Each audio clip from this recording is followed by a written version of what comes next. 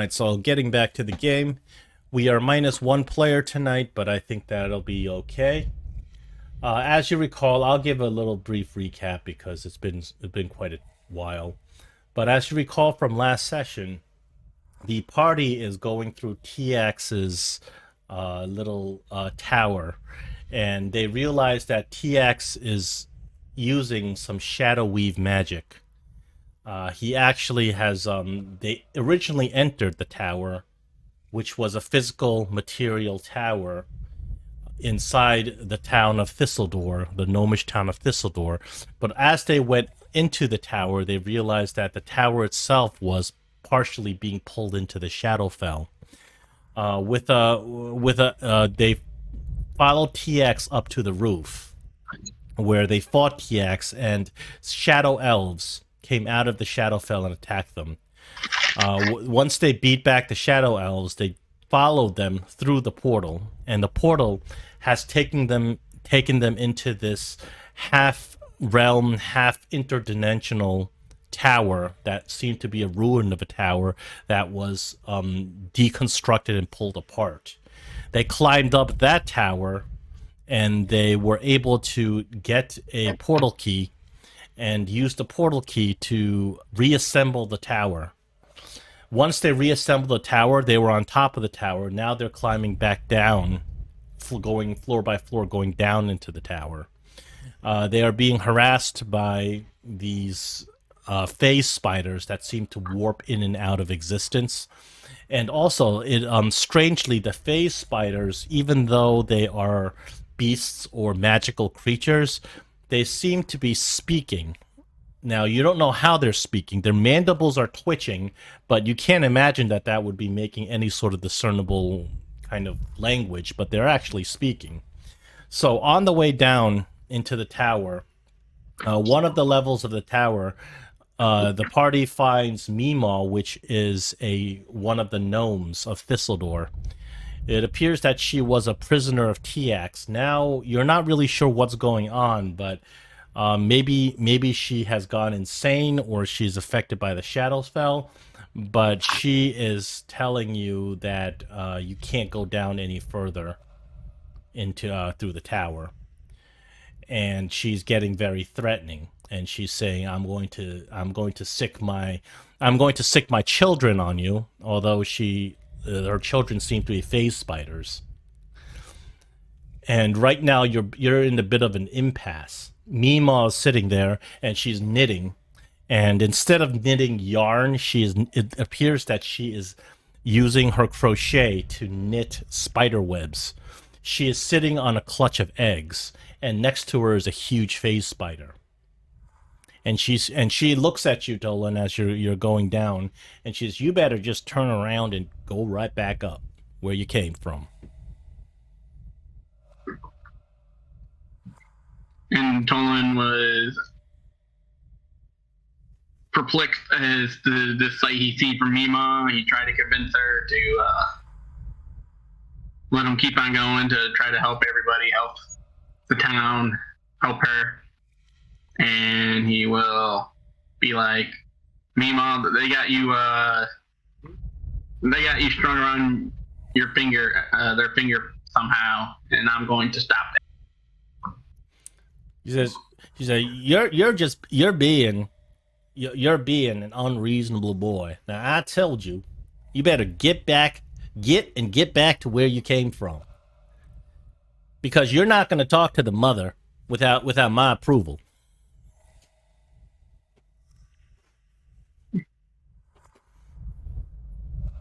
Well, you always thought I was a good boy. I was always good with children, so why wouldn't I be able to go see the mother? Because your mind ain't right yet. She looks at you with these crazy eyes. She says, "Breathe in the air. Feel it. Let the power and the glory of Tiax touch your soul. Once Tiax touches your soul, then you can go down and see the mother. She'll be glad to see you."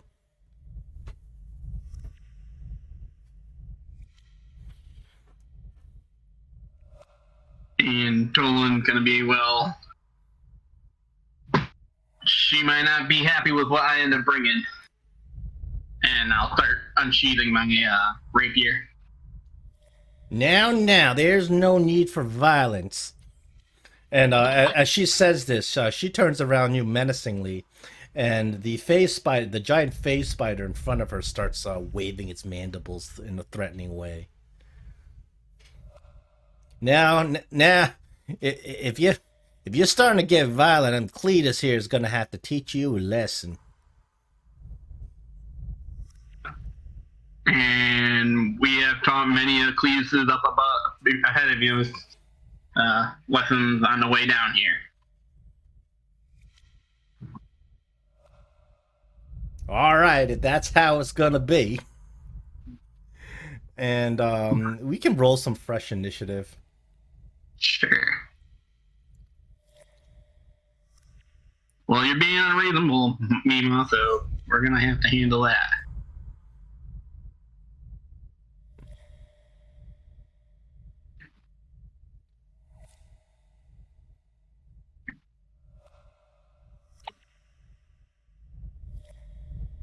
Alright. Tolen, you are first in initiative.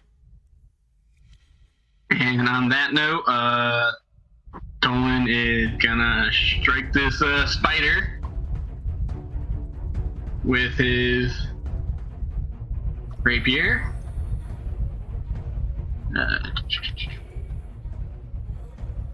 With a booming blade attack.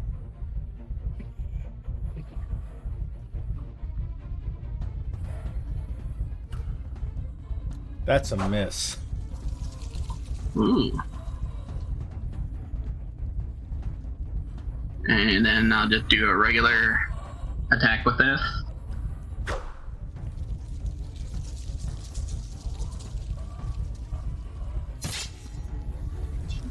And I will say... I'm not going to say much. Mima, we're gonna figure this out, and I'm gonna get you home and fix it and get you straight. And I'll yell up to the guy. We got some action occurring, guys, and I'll back away a little bit. If you back away, this phase spider is gonna take an opportunity attack. No, it won't, because I forgot about that. You're actually coming down the stairs, so you can't go that way. You'd have to go back. You have to go back upstairs. Sure. I will. Fine, I'll go back upstairs a little bit. I'll put you on the other map. We got some company down there, guys. And that will end the turn. So from the floor above all of you, you hear some chittering. You think the phase spiders are pouring in. And I will. It's Neris's turn. All right. Does Neris see any creatures coming down? Presently, no. Yeah. If he moved over here, would he see the spider down the stairs? Yes, he could see the spider down the stairs. Alright. What he'll do is he will. I'll put it over here so you can target. Yeah. He'll go with a chill touch against the creature. With a hit. 50 damage. Can't gain. It's not. None of those effects are gonna take into effect, I don't think. Right. Alright. And he will try to get away from any of the stairwells. And that will be the end of Neris's turn. It's Dolrak, it's your turn.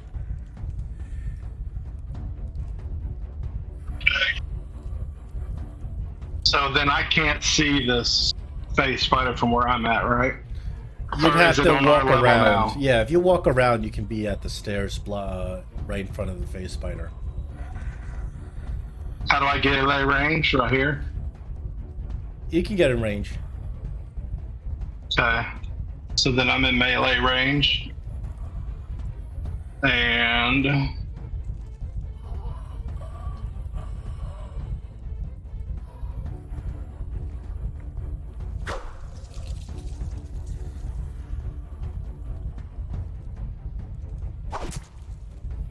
I'll use my next attack.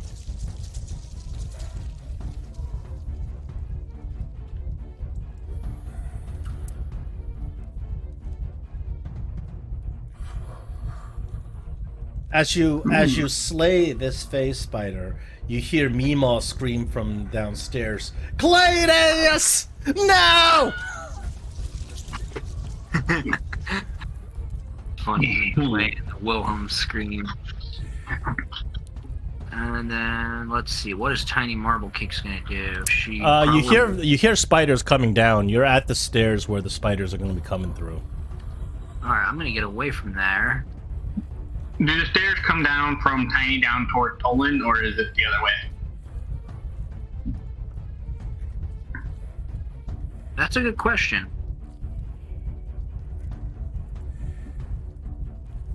Huh? Oh, the stairs are going down. The stairs are going down, pointing downwards towards you. Okay, so they'll be coming towards me. Alright, that's perfect. So I go here, and I'll just go up here if I can try to stay within Dolorek's aura. And then I will, if I haven't already done so. Actually, I don't have that effect on me, so I'll put it on me right now. Let's see. Actually, how is everybody? Everybody seems to be looking okay for health. But what I'm gonna do, because this seems like a time that would call for it, I am going to cast Aura of Vitality using my main action.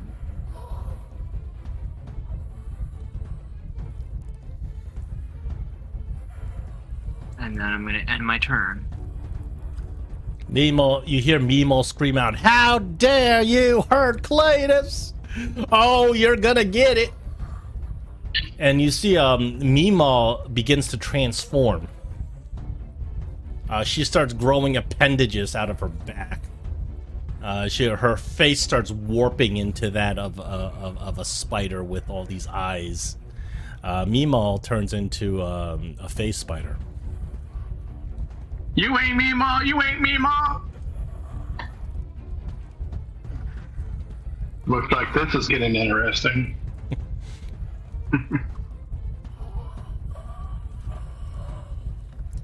Upstairs, you hear phase spiders clittering about. You feel that on the next turn, they're going to be upon you.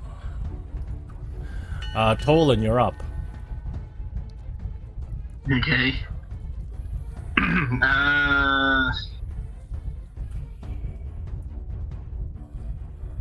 Tolen will. Dolak, you take care of me, Ma. I'll take care of the ones up the stairs, and I'll go up a little bit the stairs. And if they're right next to each other, I will cast Green Flame Blade and attack one of them at the stairs I can reach. You don't see them actually when you go upstairs. Oh, I don't see them? Yeah. No. Remember, they actually have dimensional travel. Alright. Are you going upstairs to the floor and end up on the floor upstairs? Because I have to pull up that map in that case. Nah, I was trying to keep it easy and just like stay at the stair, block anything that comes. You realize that you can't totally block it out. Okay. Well, I will try to guard the stairs as much as I can, make it so they attack me, and I guess I will hold my action. Hold your action for what condition? If I get attacked, I will return the attack. Okay, I gotcha. Right. If I hold my attack, since I get 2 attacks, do I still get those 2 attacks or no? It depends, because if your second attack requires a bonus action, then no. If your second attack is just an extra attack, then yes. Yeah. Yeah, okay. I will hold my action to attack if I get attacked. Okay. Now, it's Mima's turn, and Mima phase shifts, flies out of the whatever dimensional, whatever plane you're on, into a different plane. And then Mima, you hear Mima chittering up about the walls, and then Mima comes into view. Because she comes out, she attacks out of invisibility, she gets to attack with advantage on her first attack.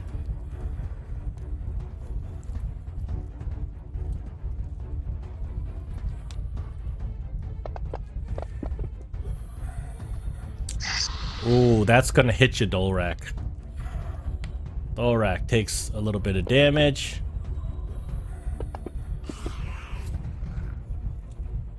I don't know what you were concentrating on, but you succeeded. Dolrak has to take a Constitution saving throw, but this is against poison. So you should have advantage. I don't know why it's not giving you advantage, but you succeed anyway.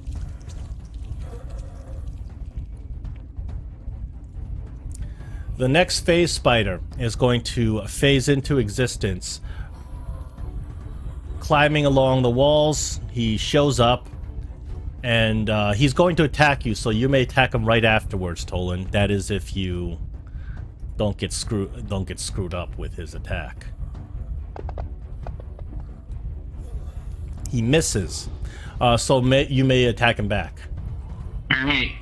My attack action is using green. Here's a question. A green flame blade will attack another creature that's in proximity of me. If I can't see that creature, it doesn't work, I would assume. What do you mean? Never mind. We'll just. What I mean is, like, if I attack with Green Flame Blade, the way Green Flame Blade works is that if I attack a creature, another creature within proximity also takes flaming damage from the attack. I don't see why it wouldn't. It doesn't. Even if I can't see the creature. Yeah, but it doesn't specify you gotta see the creature. So I don't see why it wouldn't. I don't think you need to see the creature to have that splash damage. You mean, right? Yeah. Okay. I will Green Flame attack the creature with my rapier. Hopefully I hit it.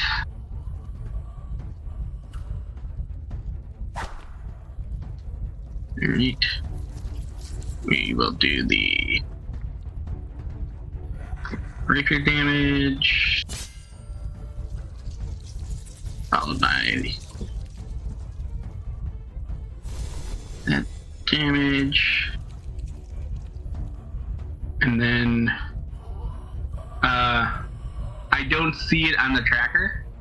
Yeah. The other creature. It has to be within 10 feet of this creature, right?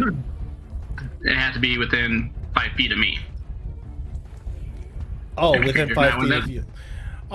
You know what? For this one, I'll give it to you because I applied the damage to the other creature. Okay. Alright. And then second attack is just a rapier attack. Got the miss. And that'll be the end of Tolen's turn. Okay. Well, you didn't take a turn. That was your ready attack. Well, yeah. Okay, that was Phase Spider number 3's turn, and now it's Neris's turn. Neris is going to say, sees all these spiders coming close, sees one pretty close to Tiny, and knows Tiny's a little squishy, is going to do Toll the Dead on the spider that has been damaged up, thinking, ooh, that was a failure, and wait, if it's a failure, that means they failed, right? So the damage goes in, right? Mm-hmm. They failed a 2 wisdom save? What do you mean? It rolled 2 on its wisdom save, so it failed. Oh, I gotcha. It's got no bonuses on the wisdom. And I think because it already took damage. No, I was thinking that Neris rolled a 2 and like that went through for some reason. Alright. And I don't think Neris has much else to do. And will pass his turn. Dolrak will take care of him.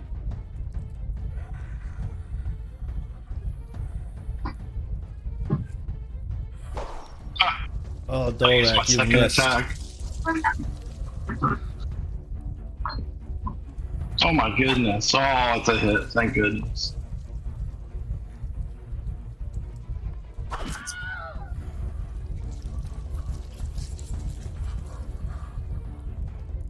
Alright, And that- now that that spider's dead, I'm guessing I'm within melee range of the other spider, so what I'm going to do is I'm going to use my main action to disengage, and I'm going to go up over toward Neris, and then I'm going to use the healing from the Aura of Vitality. Let's see, you know what? Can I see Tolen from where I am? Yeah, sure. Okay. You know what? I'm gonna think, let's see. I think I'll target Tolen because I know that Dolrak's got a lot of health and he's built pretty sturdy, but I can't really say the same thing about Tolen, so I'm gonna I'm gonna heal Tolen with my Aura of Vitality. He heals for 10 hit points. You do that in a bonus action, There we go. and then You still notice Tolen has kind of slowed down a bit. He's getting a little tougher for all the fighting he's been doing. He's not singing and dancing while he's fighting anymore. yeah, which could be a cause of concern. So I'll end my turn. Okay, the next phase spider appears right behind you. It takes the advantage because it attacks out of invisibility. Snags you with an 18.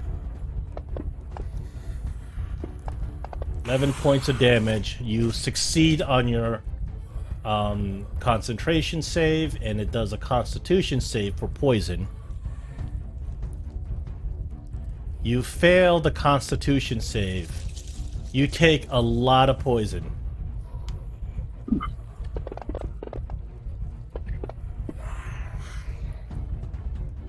That kills your concentration. And that's the end of phase spider number 2. We go back up to Tolen. Does Tolen hear any other creatures up above, or no? You don't hear anything else up above. Alright. Haven't heard a little scream from Tiny. I'll come down and shoot.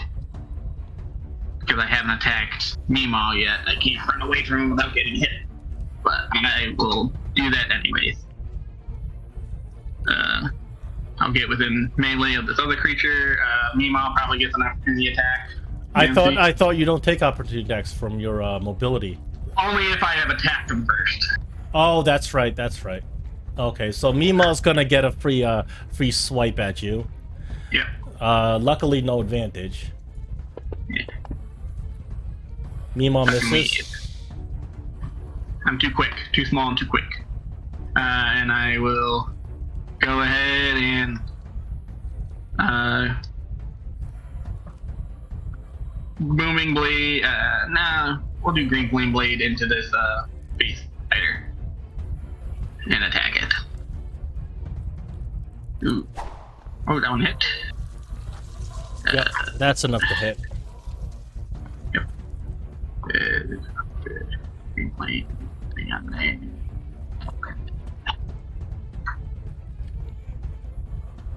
damage. If there's an invisible creature within it or within 5 feet of me, more Nope. damage being caused. And There's then no other creatures at this time. Alright, I emphasize at this time. this time. And then I'll The just go with second one's a regular. hit too. Yeah. Alright. And that is going to be. And he'll get a little bit closer, try to get his attention, try to take his attention away from everybody else.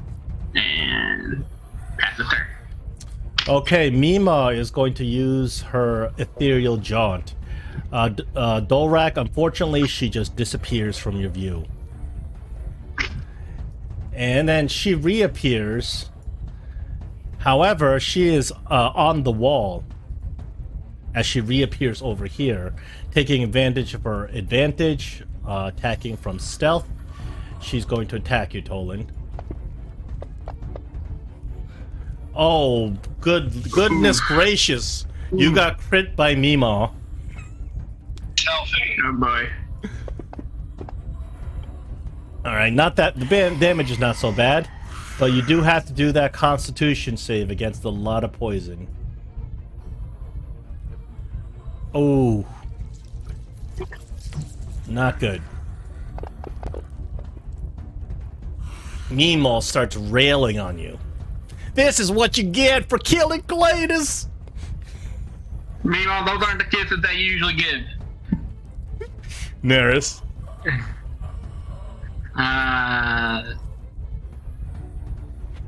Neris is going to. Doesn't want to run away. Gonna try to attack phase fighter number 2 with a Toll the Dead. Oh, Phase Spider fails. Neris has a very high spell DC. That Phase Spider dies. And what he'll do is after that, he'll back away a little bit, hoping that another spider doesn't show up. And that will be the end of his turn. It's Dolrak's turn. I'll lay on hands and give him 22 hit points. Very well. I will... you don't have him targeted.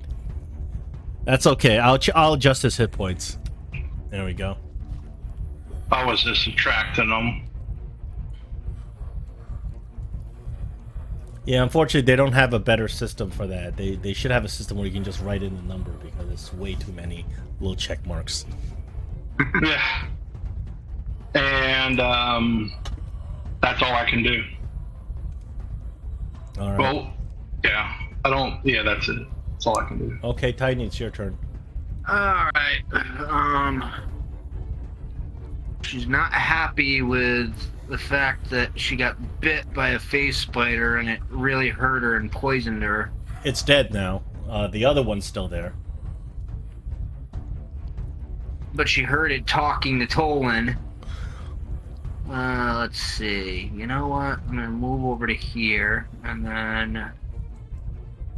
Let's see. I wish. No, I'm out of level 1 spell slots. This may seem like a waste of 4th level slot because that's what I have left for spell slots, but I'm gonna try something crazy. I'm gonna target Mima,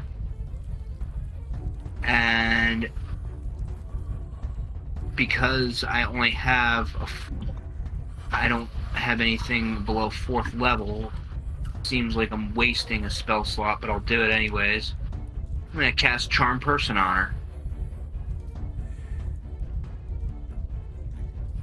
Hold on, there are some restrictions to Charm Person. Let me see.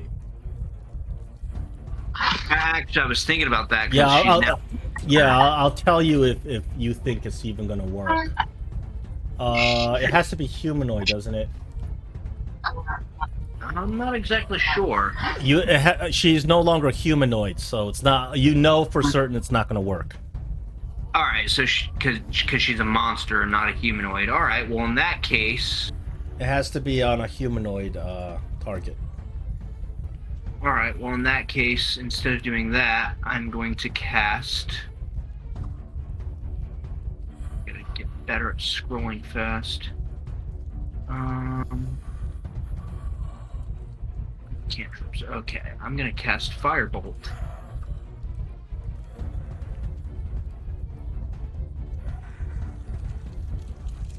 And a crit fail. A nat 1's not. Wow. A nat 1 misses badly. Yeah, she's too discombobulated from getting hit by that spider and being startled by it, so that's my turn. Tolen is going to yell at Mima something clever and attack him with his rapier.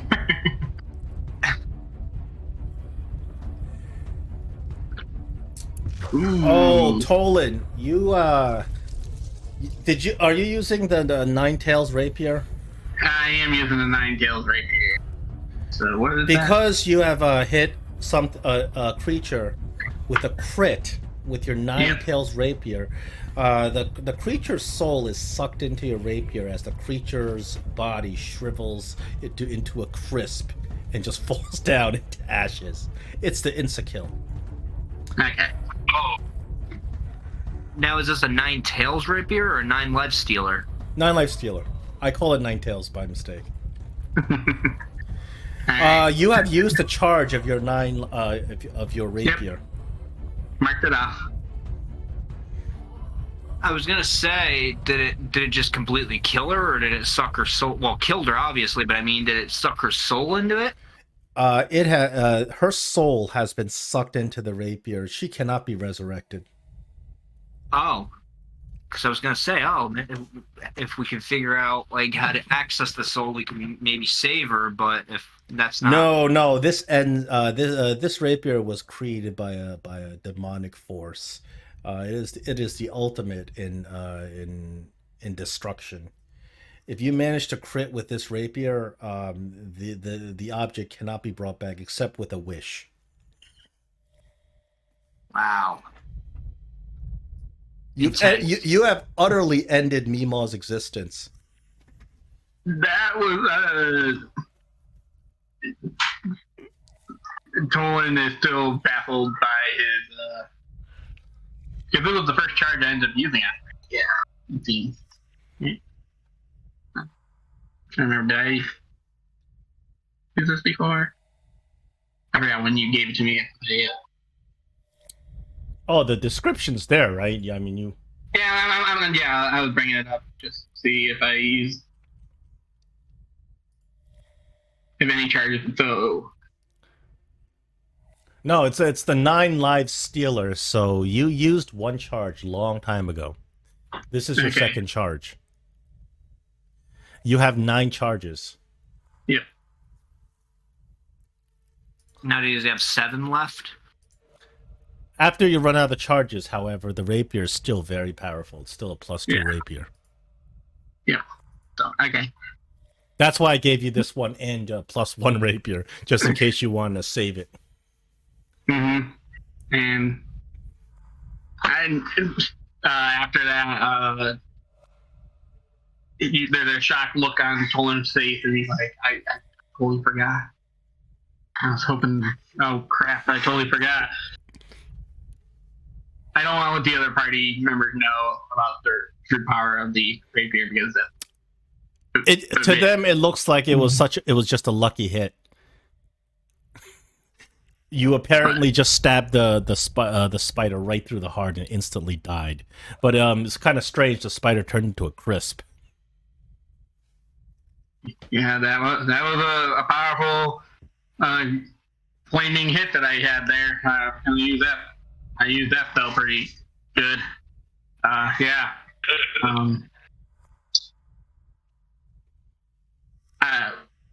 When I was talking to her earlier, she mentioned there's a chance of other spiders maybe down the line, so we better be on high alert, guys. And you see Tolen kind of space out a little bit, like with a saddened look on his face. that he kind of forgot that the power of the sword that he was using. Tiny Marble Cakes will walk up to him and say, "Everything all right, Meow?" Yeah. Everything fine. Everything fine, guys. Listen, I just hope we don't have to deal with too many other town folk in this manner. That's all. And he'll start making his way down the stairs. Okay, so you guys go to the floor below.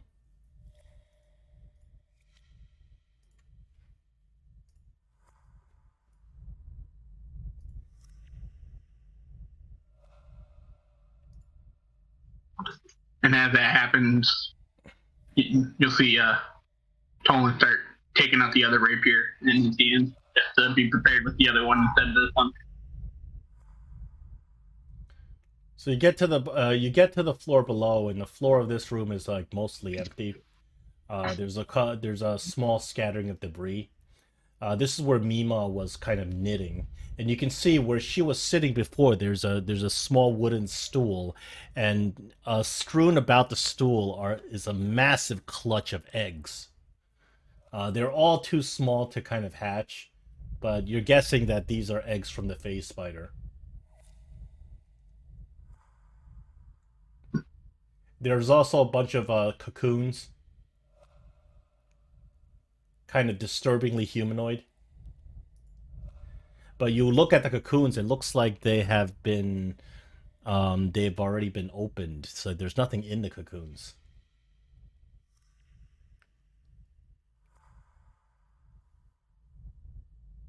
I would step on those spider eggs and just smash them. You smash the spider eggs, and the unborn spiders wriggle at your feet. It's a disgusting, gruesome sight. Muck on my boots. I'll ask Tiny to set those things ablaze with one of his fire bolts.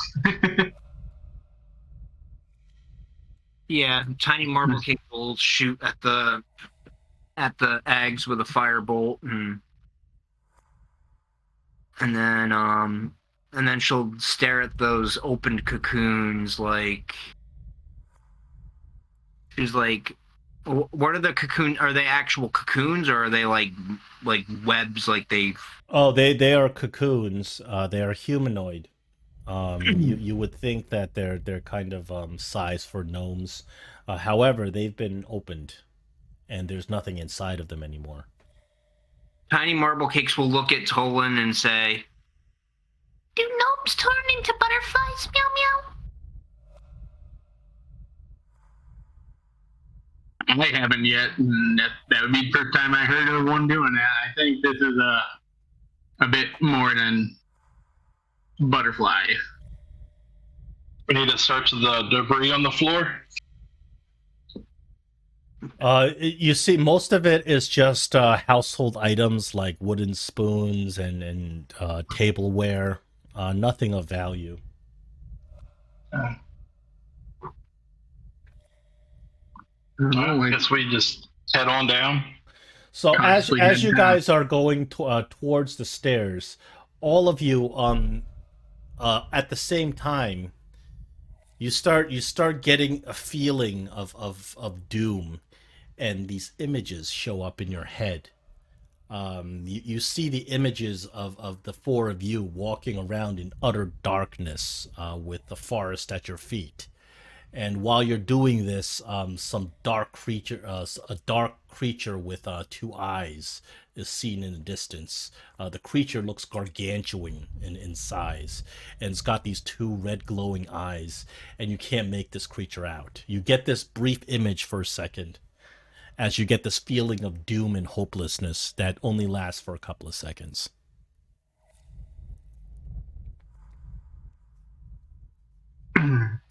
Tolen will shake his head, and that was odd. More dreams, more nightmares. Meow, hope it's just a nightmare. Meow, meow, meow, meow. Don't want to get eaten. Meow, meow. Wait, you guys experienced that too? Yeah. Nerif will say, yeah, sure.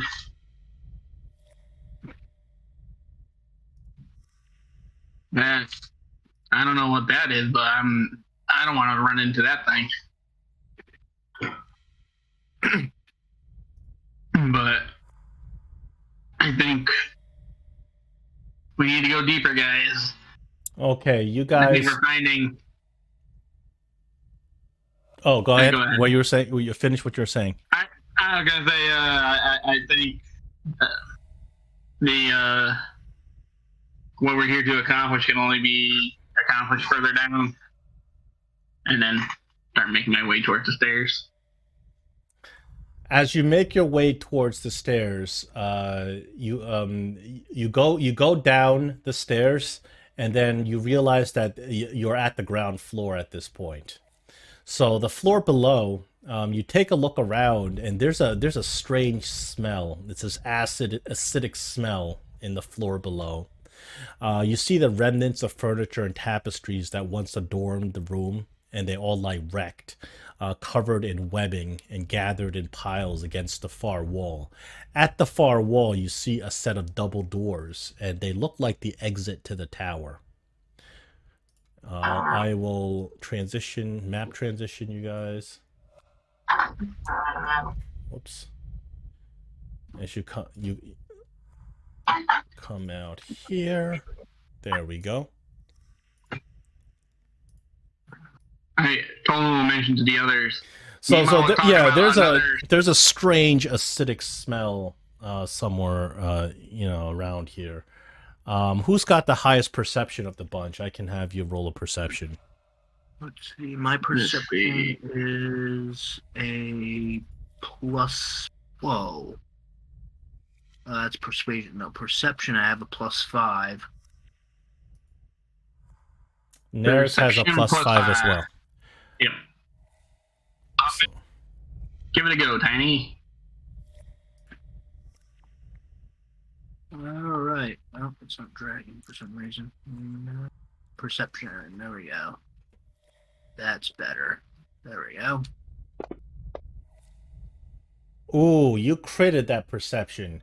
Tiny, you astutely notice that directly across from you, where those double doors are, there's a lot of webbing that's holding the doors together, and you notice the webbing is starting to twitch and move.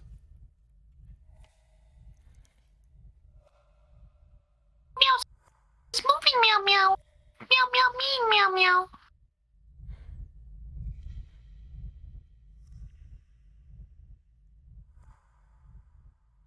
Movement.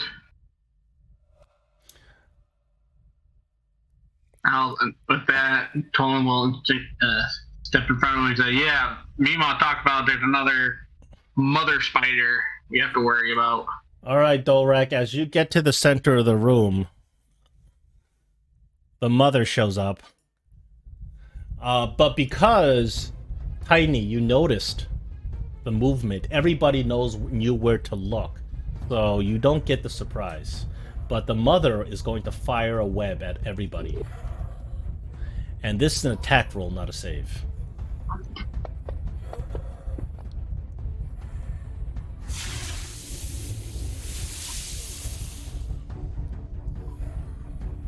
Whoops. I'm sorry, I'm going to have to do that again. I didn't target properly. Sorry about that.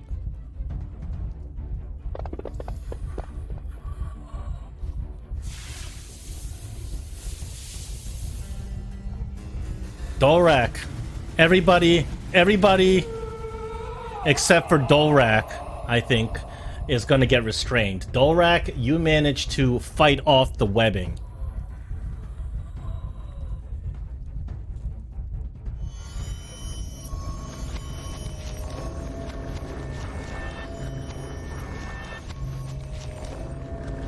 All right, the round begins. Tolen, you're up and you're restrained. In order to break the restraint, you have to strength contest or strength save at the beginning of your turn. Yep. As an action. Otherwise, being restrained, I don't think you can take other actions. Your speed is 0. No, you can take actions actually, but your speed is 0. My speed is 0. Okay. And attacks against you have advantage. Attacks against me have advantage. And you have disadvantage on dex saves. That's the restraint condition. Okay. Is this webbing just everywhere, or The mother has just spewed webbing all over the place. Everything in this room is difficult terrain otherwise. Unless you're a spider. Obviously, the spider's not affected by its own webbing. Okay, I will Misty Step over to the spider and then attack it with I assume that gets me out of the restrained conditions when I Misty Step. Yes. Alright, and then I will attack it with a booming blade.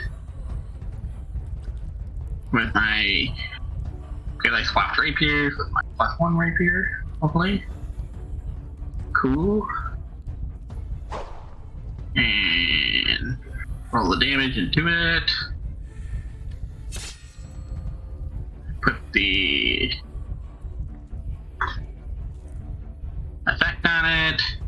And then I will step back a little bit, hopefully to kind of block our way, or block it from attacking my other 2 spellcasters, and will pass my turn. Alright, Neris, restrained. Neris, restrained, says, I think I'm in a good spot, and will do a Toll the Dead against the creature. Failed. Already been damaged, so do 2 of those. And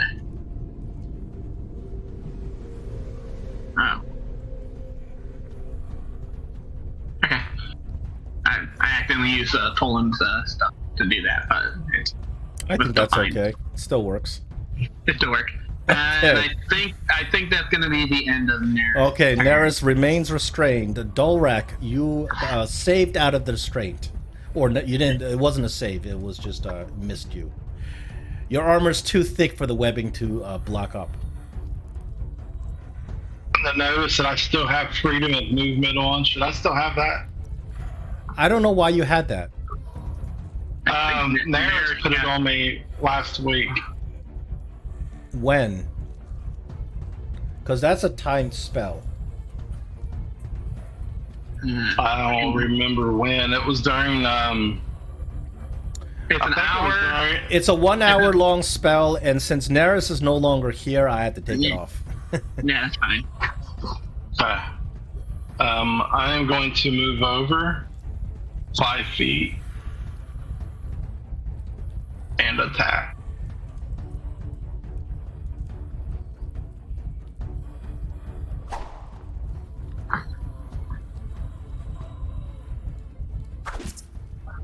And second attack.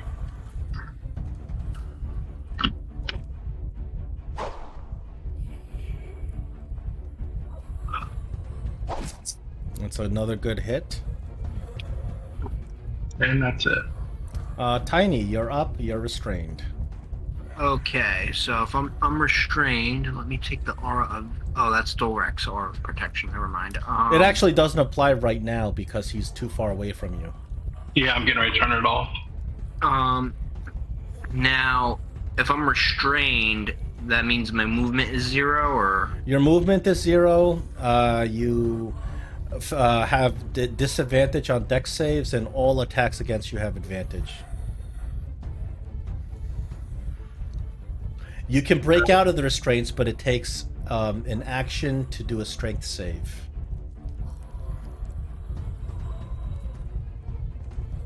Okay. But I can still cast spells with somatic components? No, you can cast spell with any component. You can take full actions while restrained.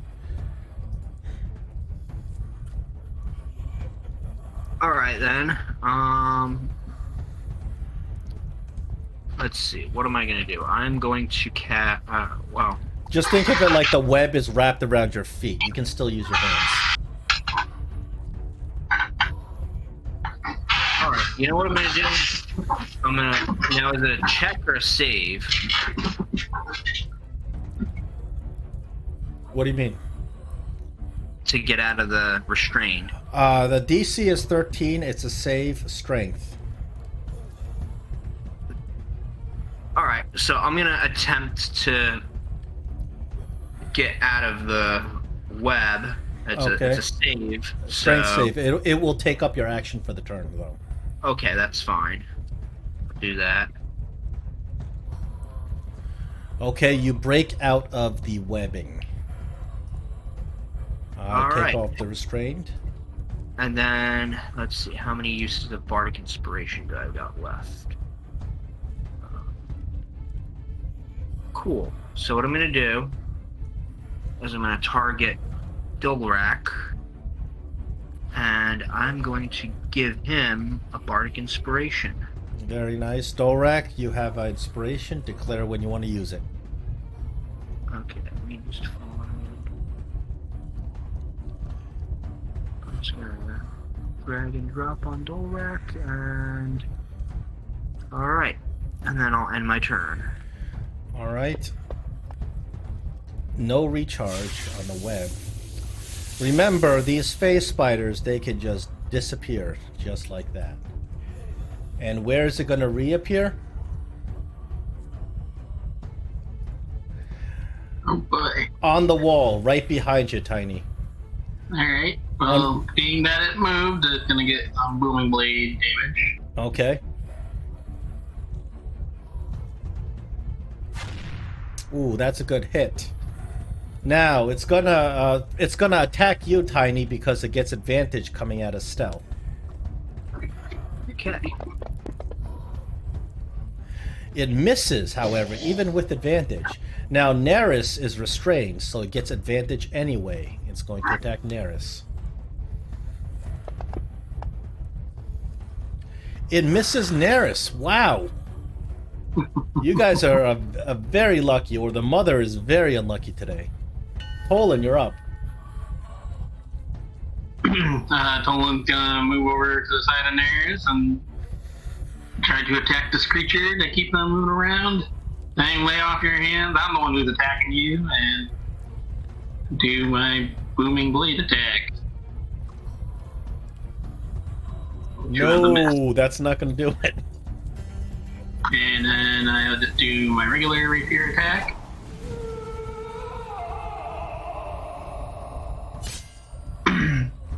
And I say, come at me, I'm your fighter.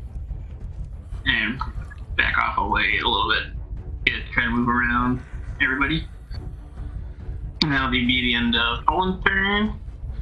It's Neris' turn.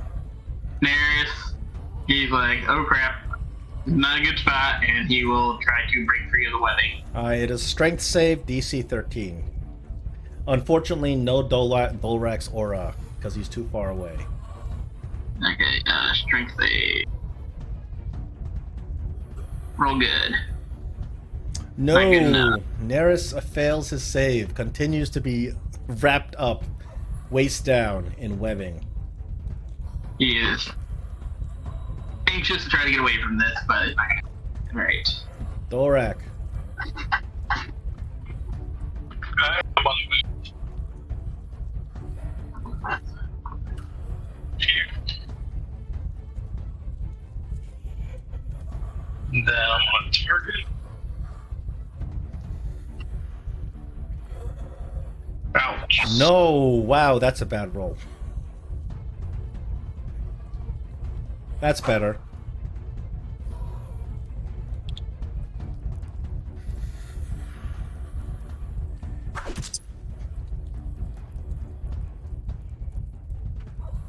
And that's it. All right, Tiny, you got the mother breathing down your neck. She's on the wall. I'm going to use my main action to disengage. Okay. I'm going to walk over, I don't know. Excuse me. Walk over to here.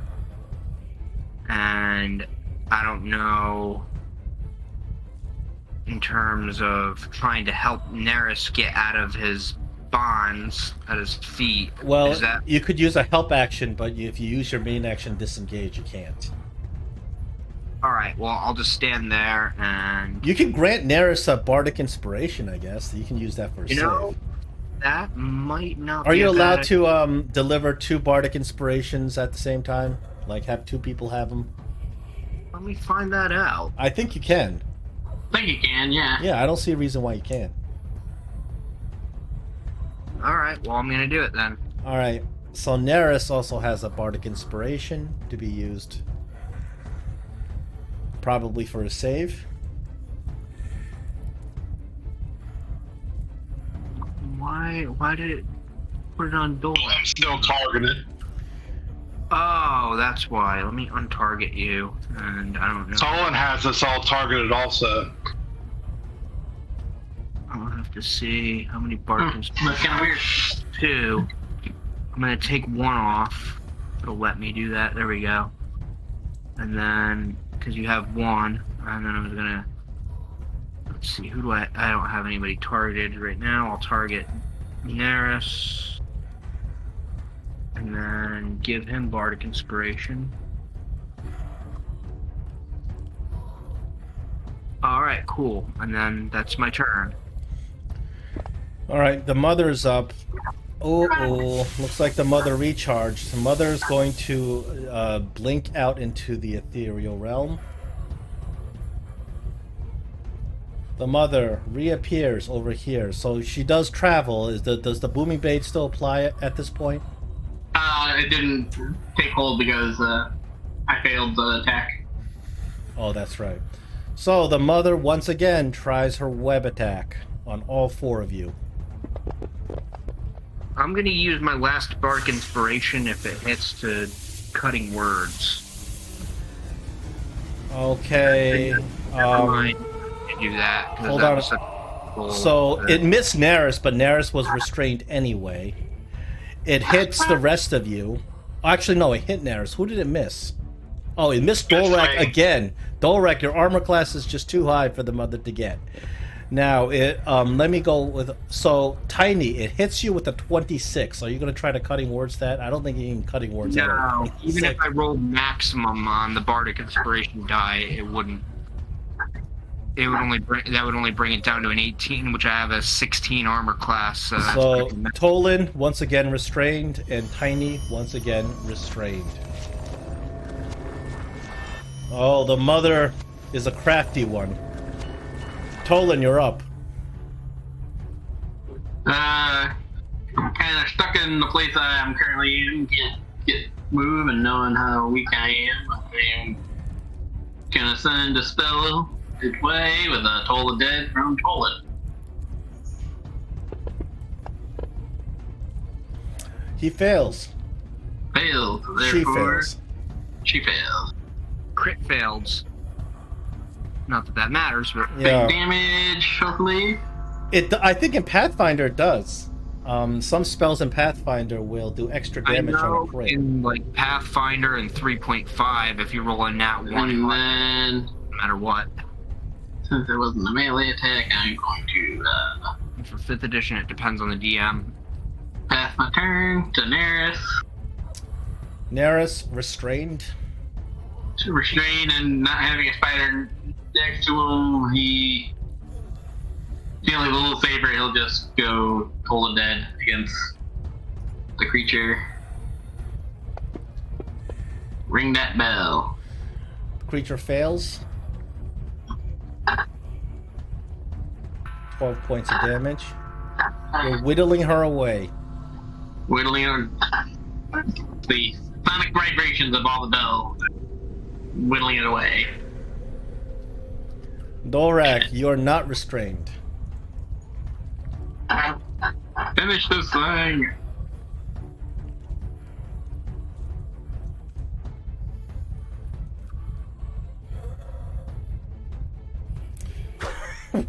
Dorek, you got some bad luck going on tonight. Alright. Second one's a hit. A second level divine smite. Okay.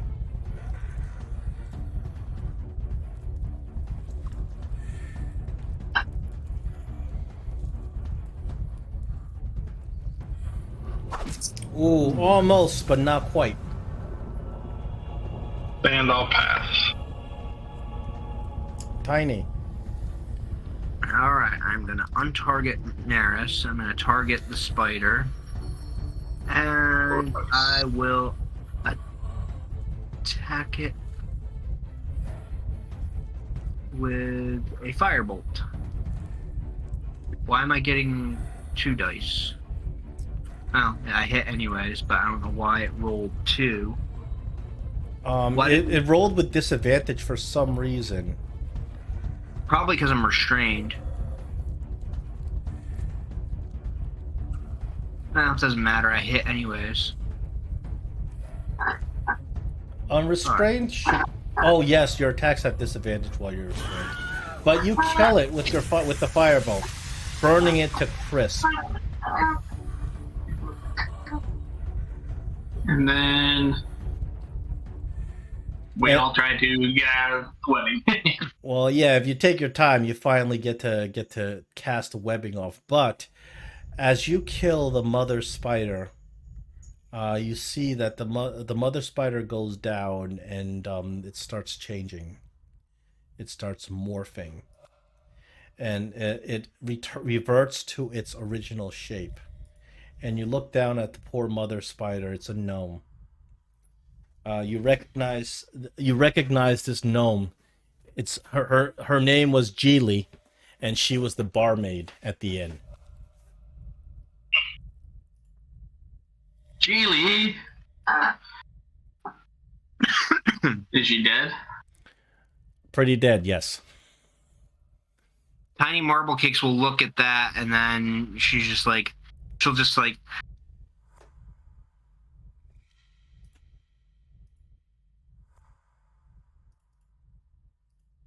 Oh, couldn't hear you. I think the high pitch was not registering on the Discord. So Tiny Marble Cakes, like, basically say with some meowing, "What have I done?" And she'll start crying. I'm sorry, Tiny. Take some inspiration. You realize in horror that this was the mother was once a gnome. Something has changed her into this horrific creature.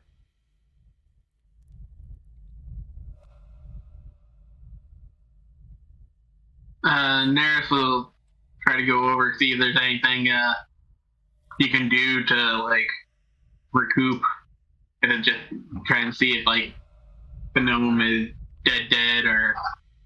Well, the gnome is nothing. dead. What the in terms of like can he heal? stabilizing, or like obviously you could like cast healing word, or we can. Oh no, healing word won't work. If you have a raised dead, you could try that. Yeah, Neris was trying to just see what level of. Neris does not have a raised dead. Yeah, he's not going to actually. Yeah, he's just trying to ascertain the level of. Neris does have a spare the dying. That only works if the creature's unconscious and it just stabilizes them. Yeah. Yeah. That's the closest thing. He doesn't have a revivify. No, you don't have anything that can raise a dead, do you? That would work. Do you have speak with dead? Maybe that might work too. Or animate dead, that might work too, but not in the way you think. Neris was just trying to see if there was anything he could do, and realizing that unfortunately there's nothing. Yeah, unfortunately, it was in his power to help. No, unfortunately, this poor gnome is deceased. Tolen seeing Tiny distraught, and he's going to comfort Tiny. Be like, I hate to say this, but we're the no-win situation we're in. We're trying to help people, but like we need to deal with the jerk at the top to try to help these people. So while you guys are kind of reeling from that fight, another feeling of doom and hopelessness just washes over you instantaneously. It only lasts for a second, but while this feeling washes over you, you get images in your brain. You get a picture of what appears to be a bunch of gnomes. They're all rounded up together, and they're outside the tower, and you see Tiax is there, and and his little cronies, those Shatterkai elves, they all have weapons drawn at the gnomes, and they're herding the gnomes into the circle, and then Tiax is laughing, cackling maniacally, as he brings over a phase spider.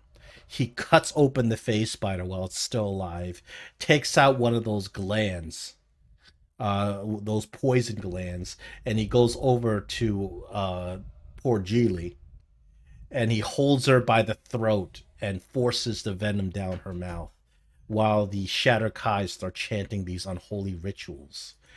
And you see, once he does this, you see her start transforming, and that's you get that as an image in your head, along with a sorry feeling, and then it just instantaneously washes over you. Everybody gets the same kind of image.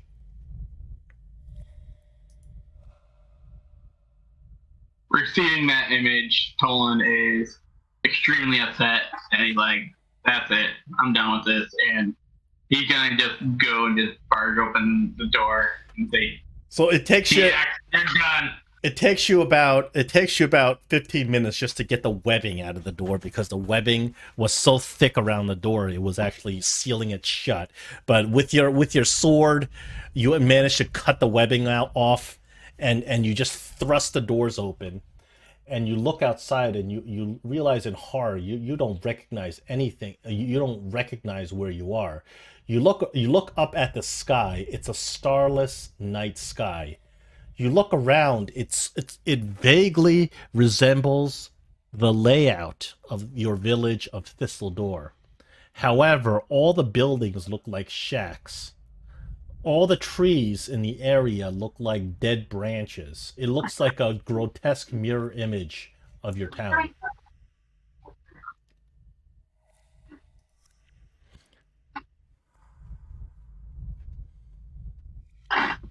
Tolen, extremely distraught, still gonna get like yelling, "Tiax, I'm coming for you. Where are you?" As you yell out, a foul-smelling wind, a cold, foul-smelling wind, kind of sweeps in, and then the wind kind of hits you, and as the wind hits you, once again you get that feeling of sorrow wash over. Everybody gets the same feeling. The feeling of sorrow washes over, and you get another image in your head. You get an image of the four of you walking down a cobble street, and you can actually see the street right ahead of you. That's where the tower's leaving. As you're walking down this cobble street, some gargantuan creature, you can't make it out, it looks like a pure shadow creature, runs over and starts ripping you guys to shreds. And that's a momentary image, and then it stops. Do you continue?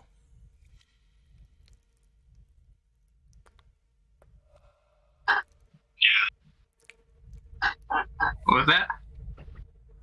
Continue. Dorak, you take a look outside, and you because of your religious knowledge, you recognize that you guys are in the Shadowfell. The Shadowfell is a warped mirror image of the prime material plane that, of course, lies in shadow. It is the realm of Shar and the Shatterkai that you guys fought.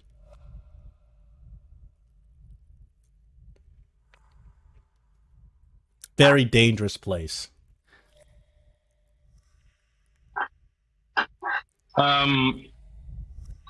I go, well, before we can continue, is there a way we can take a rest in here before we can go out in there, or It's up to you.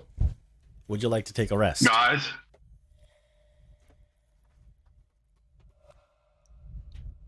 What manner of rest? You talking about long rest, short rest? I think I'll end up Well, taking a short rest. Whatever we can do to running out of spells and everything too. Yep. Yeah. Norris, I know, is very low. He's got 2 4th level spells, 1 3rd level spell, and 2 1st level spells. Yeah, but sorcerers, how do they get their spell slots back? Sorcerers do I have not one. get spell slots back. Wizard gets 1 spell back from Arcane Recovery. Well, yeah, wizards can use arcane recovery. I think it's Yeah. like half their wizard level rounded up or something like that. I have to have a long rest to get any slots back. Yeah, you'd have to be. Only warlocks get their spells back, but they only get 2 to 3 spells. One, do they get sorcery points though back or something like No, that? I think sorcery points have to take a long rest. I don't remember, but I think they do take a long rest. I can check. Yeah, I'm checking that right now.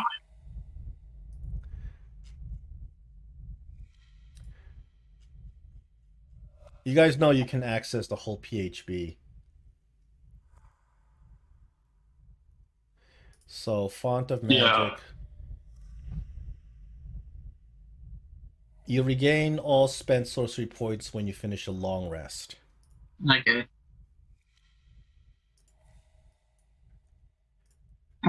No, short rest you can roll hit die, but besides that, you guys don't get much back. Even your bardic inspiration, that's a long rest. Actually, no, I think you can get them on a short rest. Yeah? Yeah. Oh, that's a benefit. Depends on your level. I know I get my blade song back also. On the short rest. 5th level, you get Font of Inspiration, which, beginning at 5th level, you regain all of your expended uses of Bardic Inspiration when you finish a short. Oh, that's right. That's an ability you get.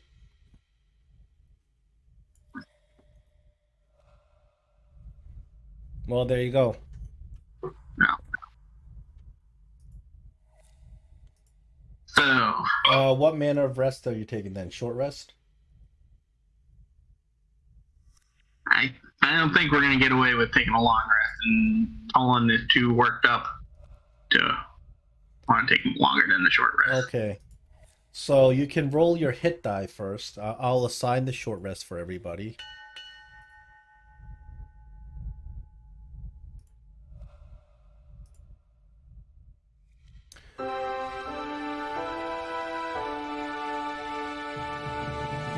I'll roll Neris's hit die.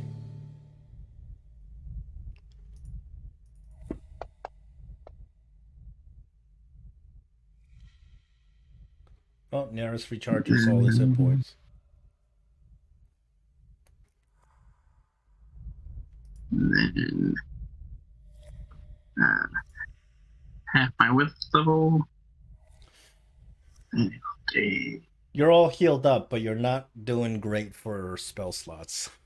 Yeah.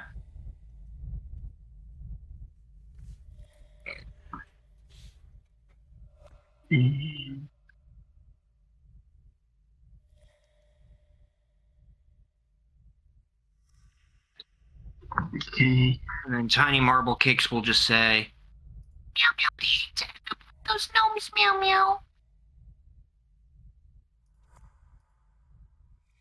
What was that? Meow meow would hate to end up like those gnomes. Meow meow. I'm not gonna let that happen. They're done. and then she'll start singing. She'll start like quietly singing like a lullaby that her mother used to sing to her when she was just a kitten to keep herself comforted.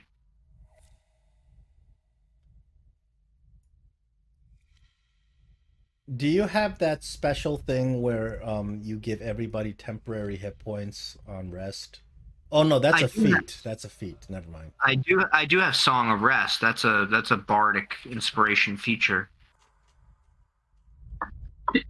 Yeah, Song of Rest does what? If someone uses a hit die, they get an additional like 2 points or something like that.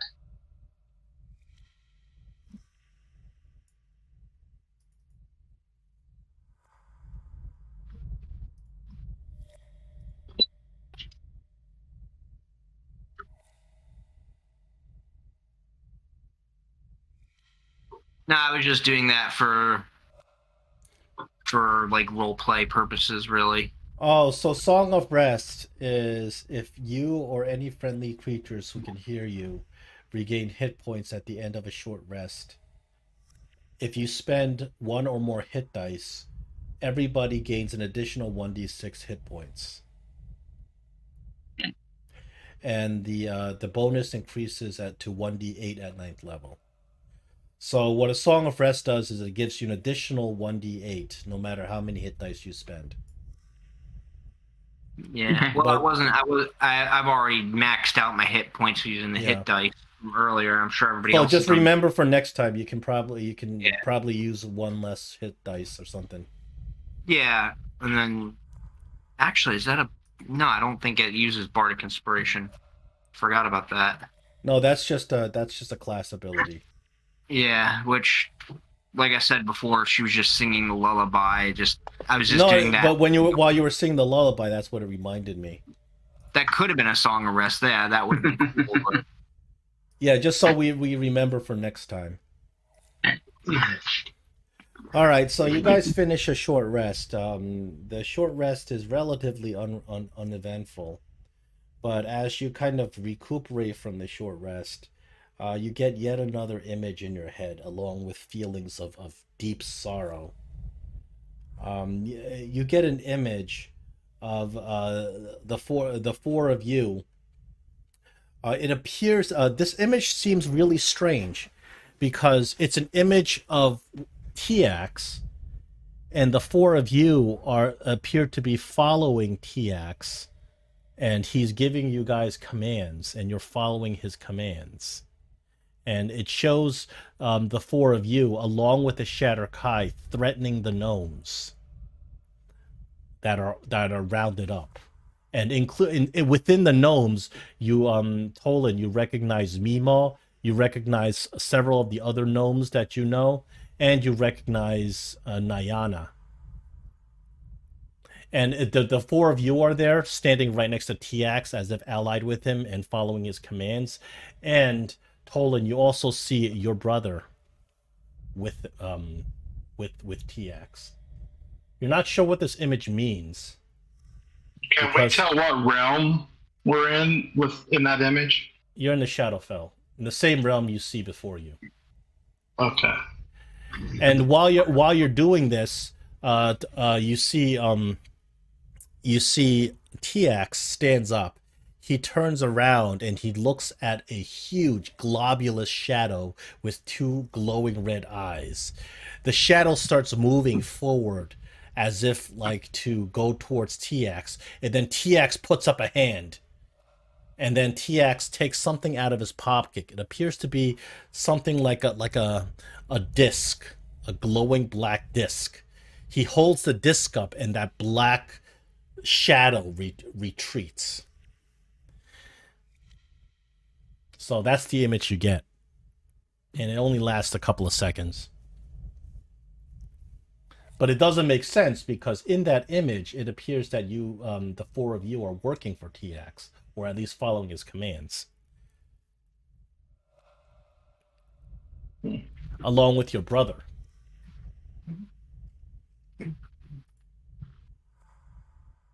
Well, should we go out these doors and try to find him? Yeah, I think we gotta go and make sure what we keep seeing is anything, and go out these doors and start looking around. So Tiax. you go out the door, no sign of Tiax anywhere. You look around, and all the what were once what you know as buildings, part of your small town, They're all empty shacks, broken down, dilapidated. It appears to be, the geometry looks just like your town, but it appears to be a horror themed mirror image of your town, which is consistent with what the Shadowfell is. You don't hear anything as you go outside. It's pretty quiet. The only thing you see is that cobblestone road, that where you got those images from. Is only the cobblestone road like a way to go down where we think things were, or like can we kind of do like a side path that goes along the side? Maybe. There's a couple of ways. There's a couple of different paths you can go. You can go around the road. You can go in other directions, but you do hear a stream, and the cobblestone road appears to be approaching that stream's direction. But you don't have to take the cobblestone road. You can go like skirt around it. Go to a different direction. You can go north of the cobblestone road or south of the cobblestone road. I beckon the guys to follow me. We'll go like a little north on the north side of things. I don't want to get ambushed down the center. What do you think, guys? Go around. Yeah. We'll go around. Towards the stream, but on the north side.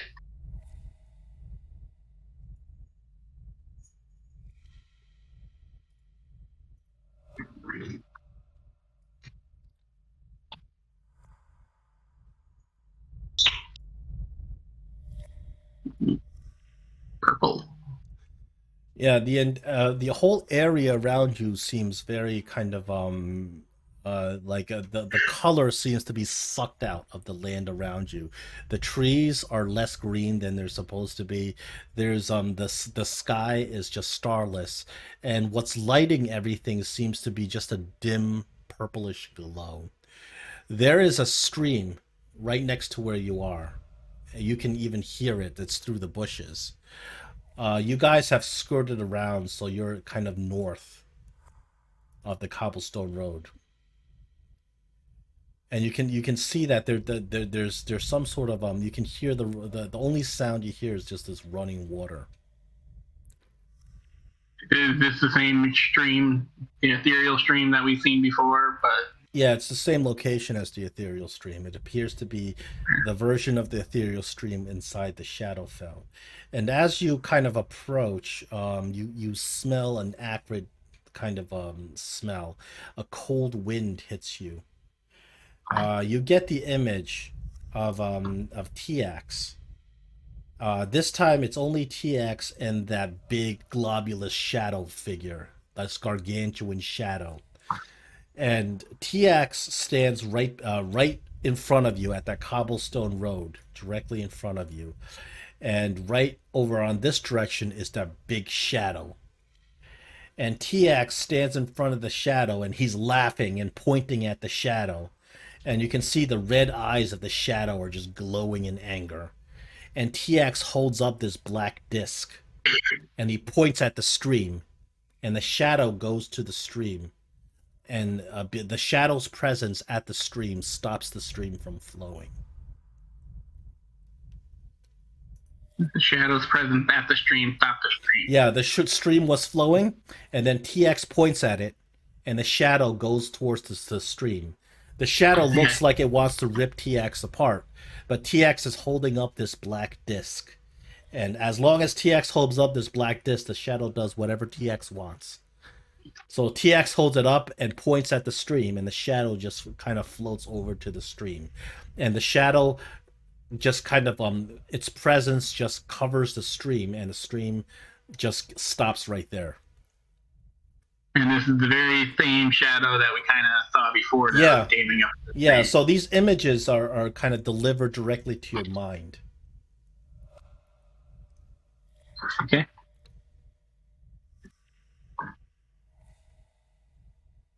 I would think we move along and see if we see any creatures or people. You do not see any people as you move along. You do hear the ethereal stream. It gets louder and louder as you approach that way. And finally, you get to the edge and you see this ethereal stream, and you realize, and you look at it, and this is the ethereal stream because no matter what plane it's in, its constitution remains the same. Mm-hmm. It's this glowing ethereal stream that you know. And you look, and you follow the ethereal stream down, and there is the darkest shadow of absolute midnight right here. You can just barely see it from where you are through the trees. Okay.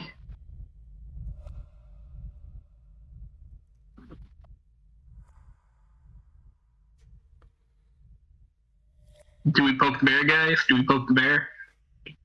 What are your thoughts?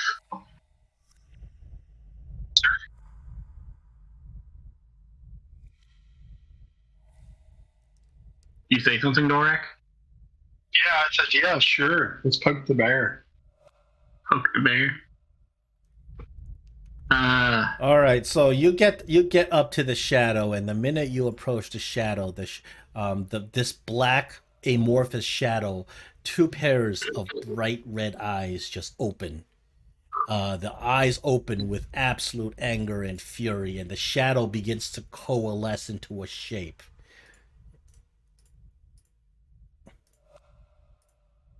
Uh-oh. Oh boy. Oh no. A Maybe massive Left the dragon bear alone. with purple breath forms directly in front of you.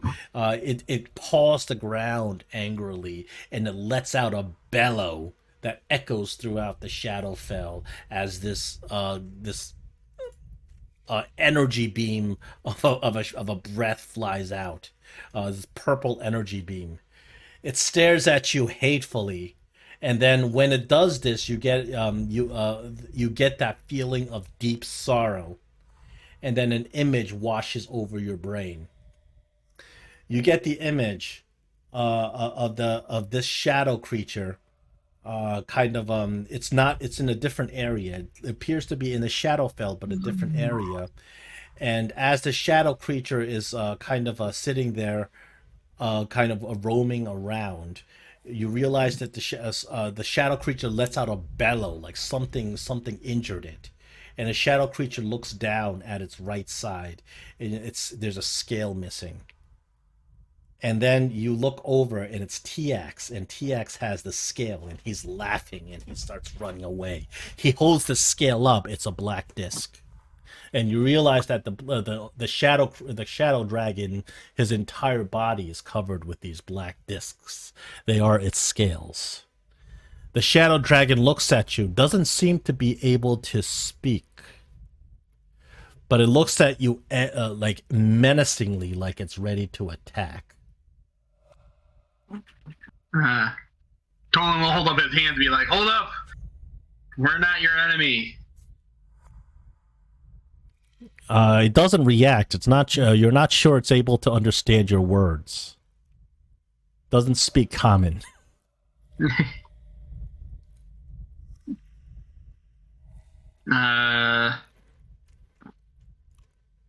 We didn't see any black discs on our way in, right? You would have noticed this. It's a glowing black disc that's part of its the dragon's scales. How do you want to try to communicate with the shadow dragon before it attacks? Well, if I had my rapier out before the thing attacked, I'm gonna try to put the rapier away and kind of point to where it's missing a scale and be like, "We'll go find it for him." And you point to the scale, and once again, you get that image in your head of Tiax. Tiax has some sort of glowing javelin in his hand, and he launches the glowing javelin. It lodged against the shadow dragon's side, and Tiax runs up and using the javelin as a lever, hoists out the scale. And then Tiax grabs the scale and starts running away, laughing maniacally. So you get that image as you point to that scale. So it's obvious that the dragon is showing you these images.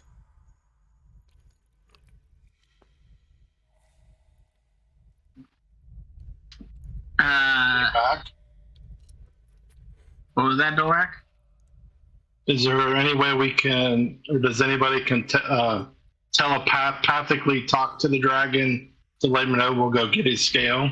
How are you going to talk to the dragon? I don't know. I got an idea. I will cast a minor illusion of Tiax holding the scale, and then I will punch him. Or yeah. Okay, I like that. You can have inspiration for properly That's communicating. a great idea. As you show the dragon this charade's image, the dragon seems to understand. Lets out a bellow, and then the dragon shows you an image. He shows you an image where you are back at the top floor of the tower that you were just in. Remember, the top floor of the tower is the one with that portal, correct? Mm-hmm. Mm-hmm. So remember how you activated that portal? Does anybody remember? We used by holding that stone. Yeah. Yeah, you had the portal stone, which you still have right now, and you put the portal stone on top of the portal, and I'm the not portal. sure which one of us has it. I think Tiny Marble Cakes might have it, or I might have not made an item for it, Nah, whoever has it has it. or it might be We in didn't the get rid party of it sheet. yet. Yeah, we didn't get rid of it yet. Yeah, I would imagine you guys held on to it. I don't think you guys would have lost it or anything. It's kind of a, I don't know, quest item. So he shows you the image, the same image that you guys used when you took the stone and you put it on top of the portal. The stone starts spinning. And then he shows you an image of Tiax manipulating the stone. He takes the stone and he spins it the other way. As the stone begins spinning the other way, the portal's polarity changes. So he's showing you how to use that portal to go somewhere. All right. But then he shows you another image. He shows you the image of you guys running back with his scale in hand, meaning you got it back from Tiax somehow. Mm-hmm. And then he shows you the image of you guys giving him the scale back and the scale kind of rejoining his body. And then he shows you the image of him flying away. And then he shows you the image of the ethereal stream reconnecting, which is the goal you guys want. You want the stream. And then he shows you the image of sort of a hourglass. As the sands of the hourglass start falling, you see the tower begin to disassemble. And the hourglass sands keep falling, and the tower begins to light up. And then when the last grain of sand in the hourglass drops, the tower explodes. It seems he's giving you some sort of warning. Don't take too long. Get going.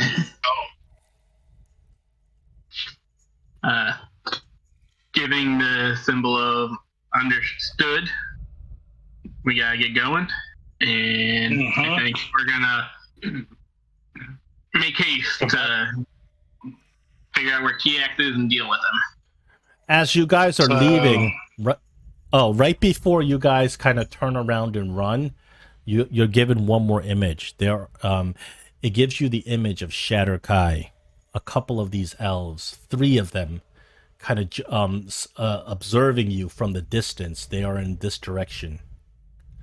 You guys are being stalked.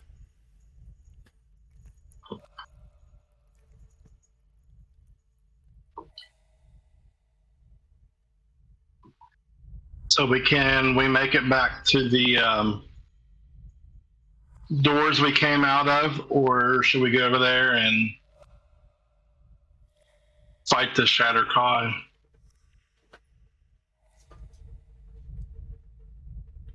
I think we need to get moving and run. Sounds like we're out of time for that. get moving and run. The only thing that could be is maybe there's another portal where those guys are, but I have a feeling right now. I think we gotta run back that tower and go up to the top. Yeah, I did too. But keep an eye on the guys So behind us. he gave you the image that once you return his scale and the ethereal, and he leaves and the ethereal stream starts flowing again. Once that happens, the tower you have a limited time before the tower will explode. Oh, So that's what he's trying to tell you. okay. Right. After he leaves, it's going to. Yeah. Those are the sequence of events. So you guys return the It's scale. going to explode right now. It's after he leaves. Gotcha. Yeah, so he shows you first that you come back with the scale, then you give it to him, and the stream starts flowing again. So he's showing you that once you give him back his scale, this tower is gonna be very limited amount of time you can spend in the tower. Yeah. Gotcha. All right. So, with that information, you said there are 3 shadow guys over there. Do we want to deal with them or keep going, guys? We're limited on weapons. We might want to save our slots for the fight against Tiax to get the scale versus these 3 hooligans over there. So I think that sounds like a good idea. Start I making mean, then if they catch up with us and it comes down to it, then that's our only option. Then that becomes our only option. But I think we should make haste to the door.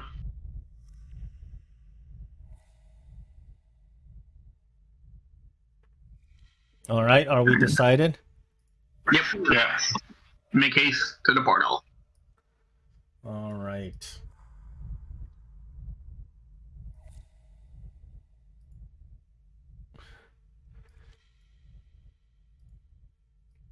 So you guys rush over back to the tower.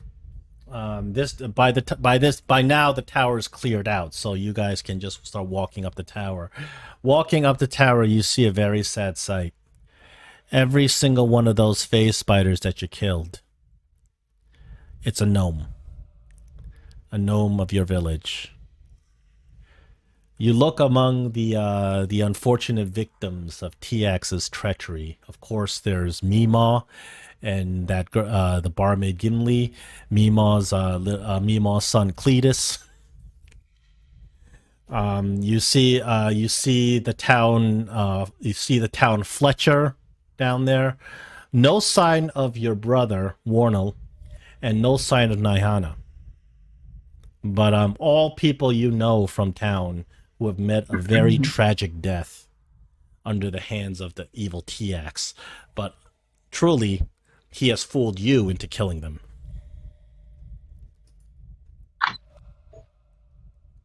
We didn't have another option. Or you didn't take any other options. Well, Yeah, because we could have slept. what? We had the option to sleeping.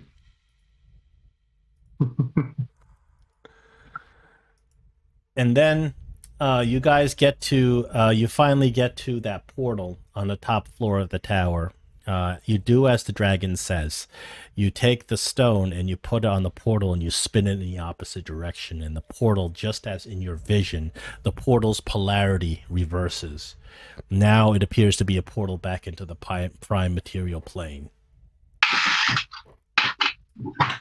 And And we go through.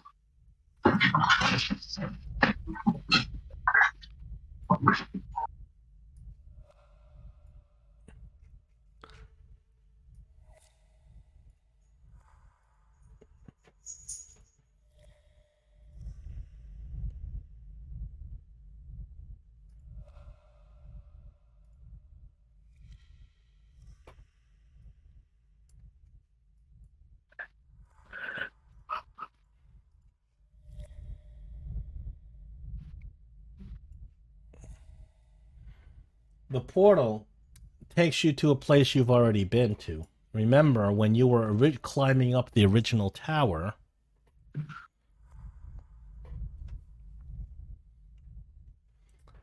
You found the secret room that leads to the second floor of the tower. That's where the portal has taken you.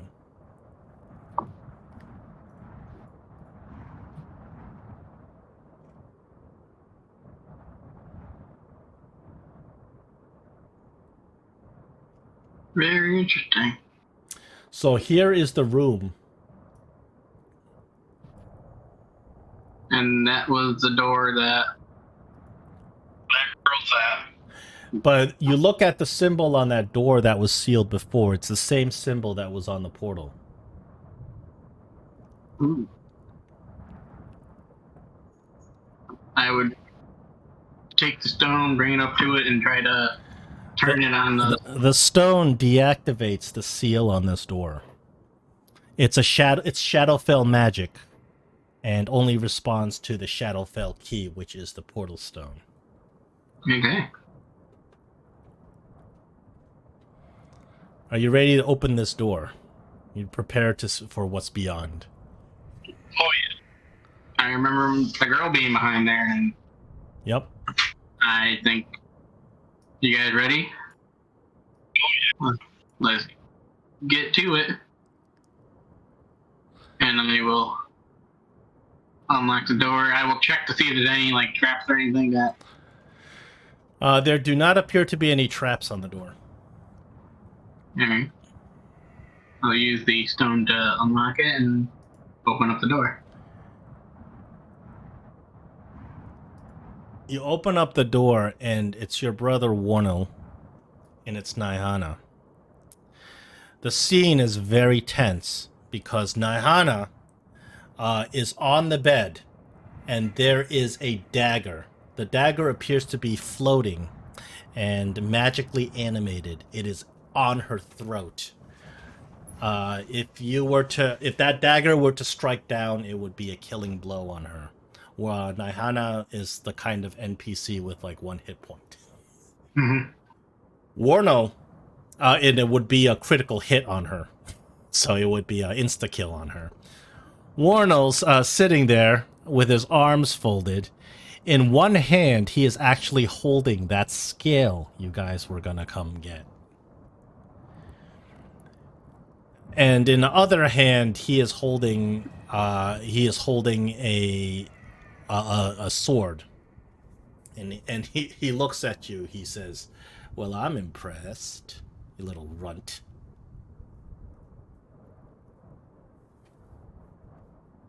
Well, I'm not, you dingus. He says, "Take one step further," and she dies. And as you almost take a step, you see the dagger go so close to her throat that some blood spills out, and you can see a look of sheer terror on her face. And Warno says, "That dagger listens to me and me alone. I think it'll kill her. You kill me, that dagger will kill her." He says, "You try to pull some little tricks, that dagger will kill her." He says, "Now, I think we're going to have a little chat here." Very well, brother. Let's chat. What do you have to say? He says, "Now, as you know, Tiax rules all. Tiax is mighty, and Tiax is the best looking and the greatest of all." He says, "Tiax, you see, has chosen me to be his right-hand man. But I don't see why we need you now, do I?" Well, Tiax happens to think that we need to prove ourselves to him. The stronger gnome gets to be Tiax's right-hand man. He says, "I think that's a stupid idea. I think we should just throw you to the dragon, but okay. I can see his point." He says, I told him I got rid of you once and I'll get rid of you again. But he says he wants me to prove it, so I'm gonna prove it." He says, "So, if you, unless you want Naihana here to suffer a horrible, horrible death, you're gonna take up my challenge." I said- what challenge may that be? Well, since he says, I think you know there's only one kind of challenge can really prove our manhood, and that's combat.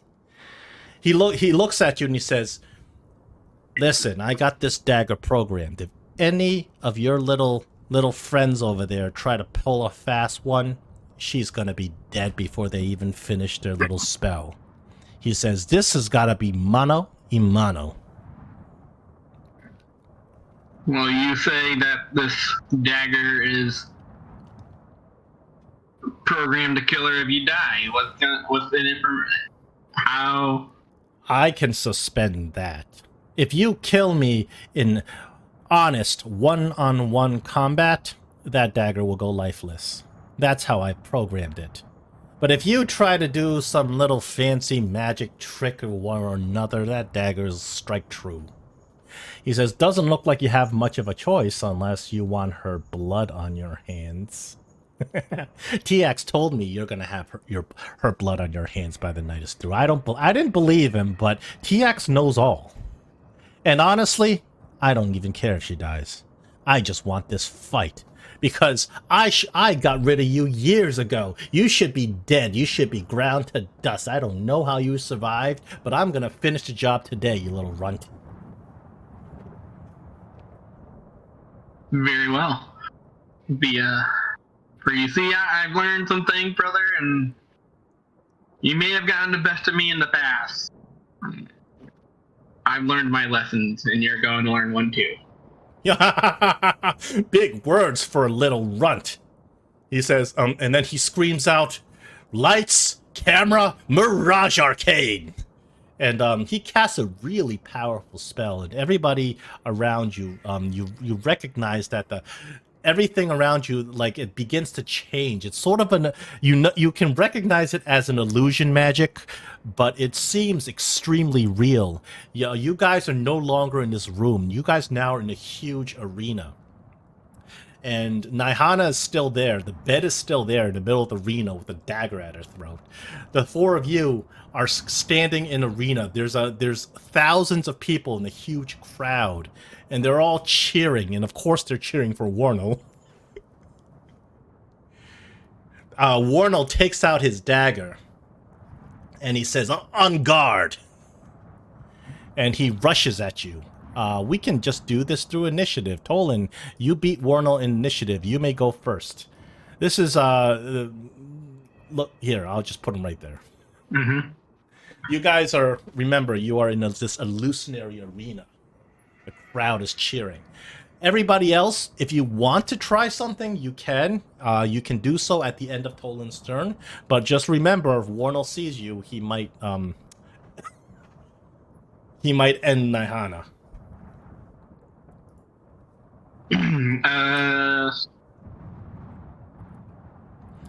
Tolen, you're up. This is a battle, an arena fight, just like you have had in the past. Okay. And Warner looks at you. He says, "You're not even gonna take out your special little sword. You're pathetic. Too scared."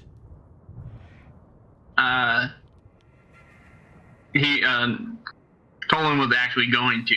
Oh, okay. Take out his nine lives.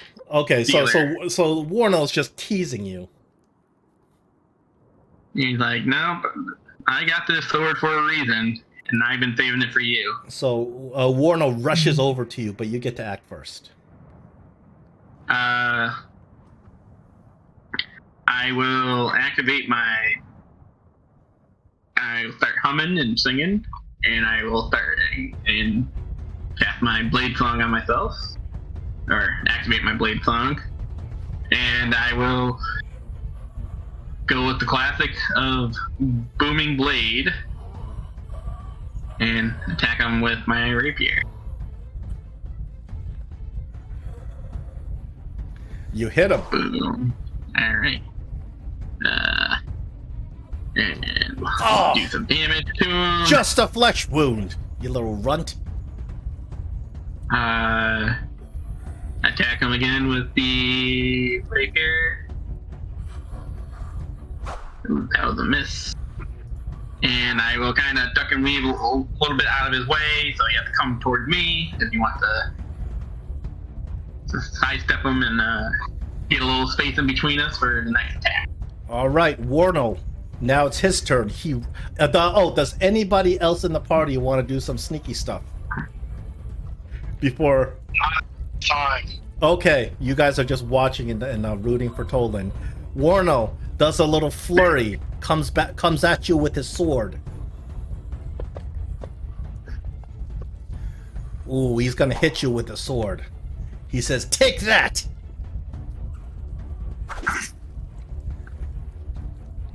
And then he spins around and he launches a second attack with brutality. If he hits you, he does additional damage.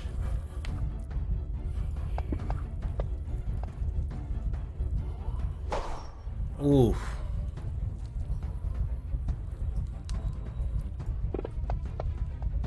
Whoops, I damaged myself. Let me fix that.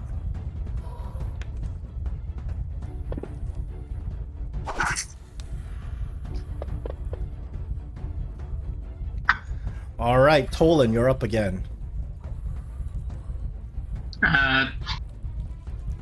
Tolen, he moved towards me. He take moving. Forgot about that. Oh yeah, you can apply blooming damage if you hit him with that. Yeah. Oh! You and your damn spells! He screams. Being that you got close up to me, and guess what? You're gonna feel that again. I will attack with my rapier with a booming blade. Ooh, that was a miss. But attempt him again anyways. But ooh, another miss. Duck and weave. So all those childhood traumas catching up to you. You're not fighting to your max. No. But what I'll do is get some...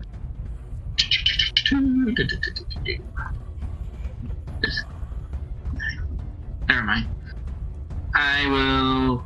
Yep. Pass my turn. Okay. Does anybody else in the party want to try anything right now? Tiny Marble Cakes is just gonna cheer for Tolen, like, kind of like cheerleader style, kind of. Tiny, are you trying to slip him a bardic inspiration? No. Okay. You can try. I'll probably make you guys roll a check if you want to try to be sneaky. No, there's too much at stake for that, because he's threatened to kill Nihana, and... Alright, Warno comes back with ferocity. He's gonna roll hold on. He's got a recharge to try to roll the brutality. No brutality, but his attacks are still pretty nasty. Ooh, you duck under this one. You're getting some of your legs back. And he misses again. Alright, Tolen, you're up. The crowd says, "Oh!" when he misses. It seems that the crowd is pretty one-sided. Alright. And then there's Tiny Marble Cakes going, Yeah. Give me an O. Give me an L-E-N. What does that spell? Tolen. Tolen, he just hearing the roar of the people, and he's going to do his booming blade attack. Things get more desperate, he's gonna do other things. So, yep. That's a hit. Very little damage. Alright, he got a booming blade, hit him. Yep. That's another That hit. one hit. Alright. And then back away from him. Is he gonna come any closer to me? Okay. Any shenanigans from the party? Nope. Okay.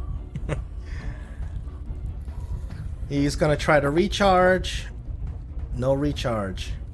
Swings at you with his sword. That sword swing is a miss.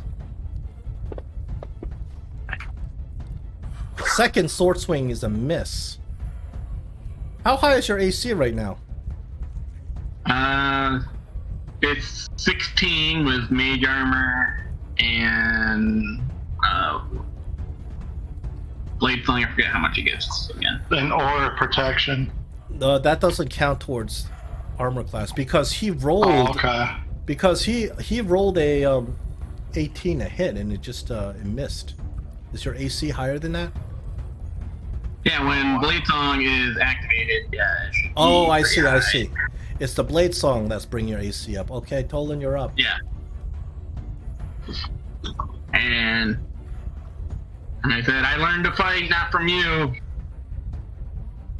but from the things our parents taught us. And I will once again attack him with a booming blade.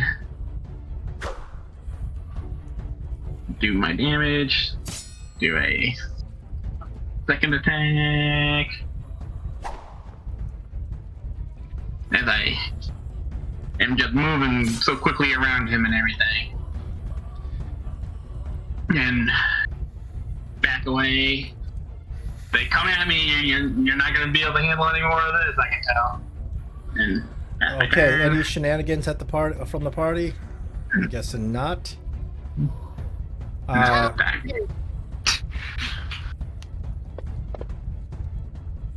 Oh, that's a recharge on his brutality. Alright. All right, you gave him his booming blade damage. Doing it right now. He's moving towards me. Okay, he comes at you with ferocity. Longsword. Miss. Ooh, that one's gonna hit, and he's gonna use his brutality. That won't do. Actually, no, I wouldn't now. Oh, do you have some way to mitigate the damage? I was gonna say I could cast shield, but shield's only gonna add +5 to it. Oh, you might not be able to shield enough. against It a wouldn't be. 26. Yeah, I wouldn't be able to do that. All right, he Okay. hits you with utter brutality. Brutality only did 1 damage.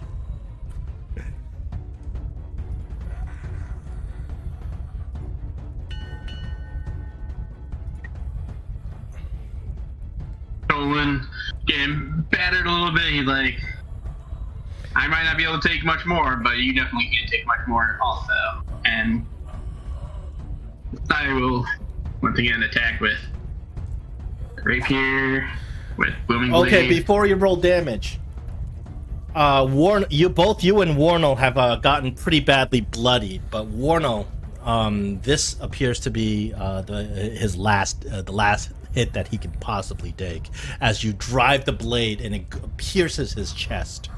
Warnell puts his arms up. It's sort of a gesture of defeat. He looks at you and smiles. He says, "Go ahead, brother. You don't have the guts." And if you strike him like this, it is as if you strike with a critical hit. It's an auto crit because he just puts his arms up in defeat. Do you choose to strike him like this and auto crit him? Or you can just roll regular damage. But if you auto crit him, remember the 9 life stealer will end his existence. What say you? You have your blade is in his chest right now. All you have to do is drive it through his heart.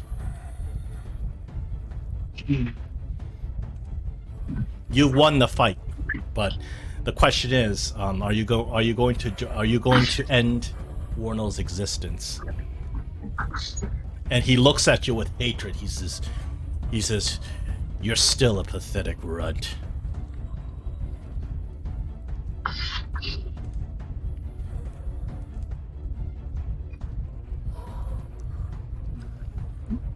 But I've learned to survive, and I will jam it all the way through. All right, you auto crit Warnell. Without, because this is the 9 life stealer, this is the powerful weapon that you have obtained. Yep. The rapier strikes all the way through his chest, coming out his other side. His soul gets sucked into the rapier as his body just begins warping back and forth. You look at him and he begins to change. You're kind of his eyes begin to change a different color into a blue color. His hair begins to change. You realize in horror who you just killed. I just, yep. You just drove the 9 Life Stealer right into the heart of Naihana. And as this happens, the dagger on the false Naihana drops, and Naihana turns into a shadow vessel. And you guys are back in the your guys are back in the tower. And the shadow vessel launches a prepared action, runs over and attacks. He's gonna get you with the surprise attack on that one. If he hits. That's a miss. That's a miss. That's the shadow vessel's surprise attack. Now we go down initiative. Naris is up. Naris being Tolen, a bit bloodied, a bit hurting. He will. He'll heal Tolen up with a healing word.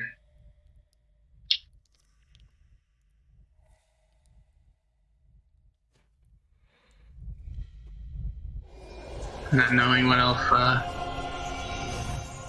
really to do and to help. He probably doesn't even see the other creature in there. And we'll pass his turn. Dolrak, you're up. So I'm going to move on in. Can I go through him? Yes. Okay. He's got his dagger jammed in for Naihana. He's got his rapier jammed in her. And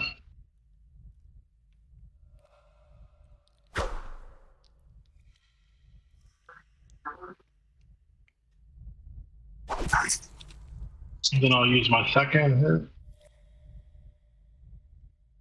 hit. Oh, Dolrak, what is with your... This was going on last session, too. I know, right? The shadow vessel turns to you, Dolrak. Begins slamming you. Oh, but he's not going to hit you. Not with that. Oh, that one's going to hit.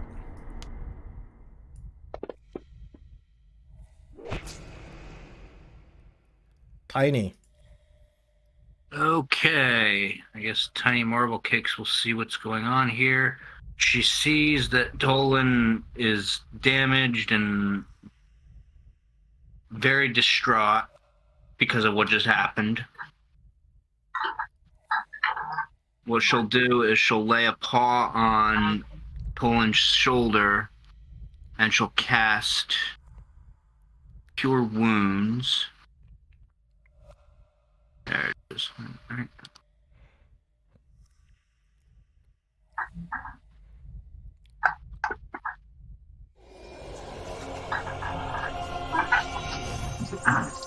And then we'll use bonus action to grant him Bardic Inspiration.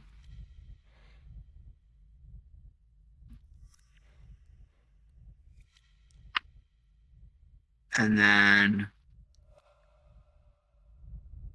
that will be the end of my turn. Tolen, Naihana slumps down, rapier through her chest, falls down and dies in your arms. Her soul sucked in to the 9 Life Stealer. There's no way of resurrecting her except with a wish spell.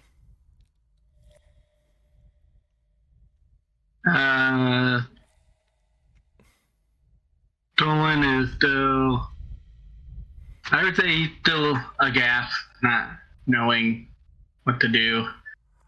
A little, I know the creature just came and attacked me, and he'll just look to his side and cast doesn't have the strength to like lift up his sword right now, and he'll cast Toll the Dead on this creature just to try to get it away from him. He fails. Kind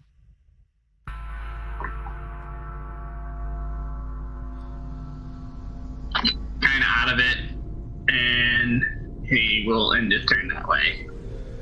All right. Neris's turn. There's seeing the creature do what it just did. He'll also cast Toll the Dead on the creature from where he is at, hopefully. He also fails Neris's spell. And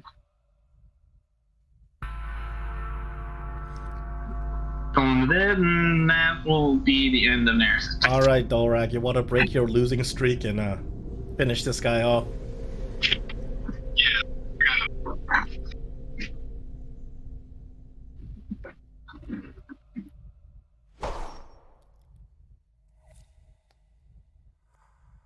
One.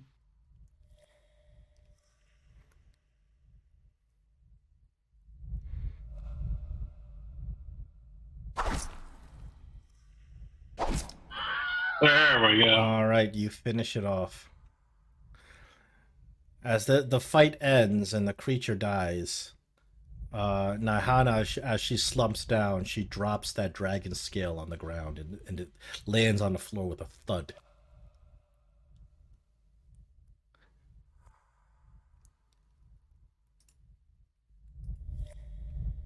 Olin will just look up at Dolarak and be like, why does it have to be this way? Why is Magic.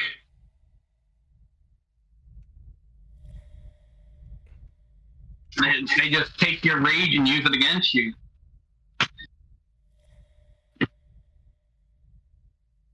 We just need to pray to our gods.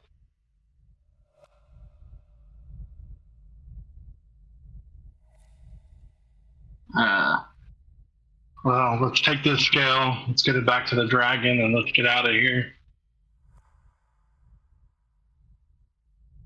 Very well. Remember, the tower is completely sealed off. From the entrance is sealed and it cannot be opened. The seal is different than the seal that was in this room. You cannot leave this tower through the entrance. Once you give the dragon back its scale, you are kind of trapped in this tower who is about to explode unless you can find another way out. Do you have a plan on how you're gonna get out of this tower once you return the scale?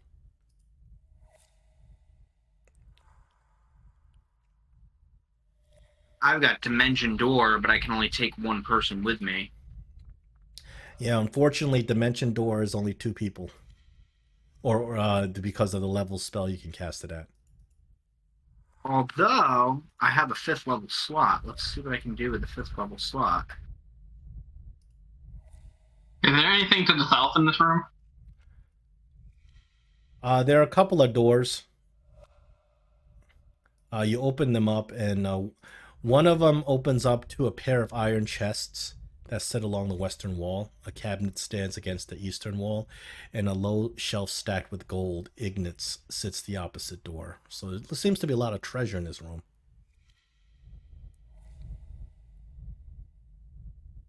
Right now, Tolan's not interested in the treasure. Still distraught of all the killing that has happened with his fellow dwarves. Or his fellow gnomes. Yeah, so far you realize that all the gnomes that Tiax has demanded come into the tower, they have either been turned into those phase spiders or this. But then you start thinking, where actually is your brother? If that person you killed was Nihana, where's your brother?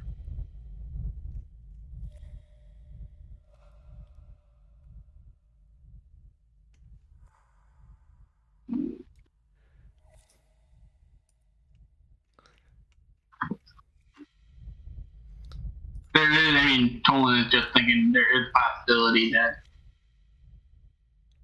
these gnomes that keep showing up are not even real gnomes. Hoping, or definitely he's hoping. He's like, I hope everything's been an illusion right now. So the other room opens up to an elegant bathroom that has a marble tub flanked by 2 low tables. There's a cabinet that holds a bunch of soaps and towels.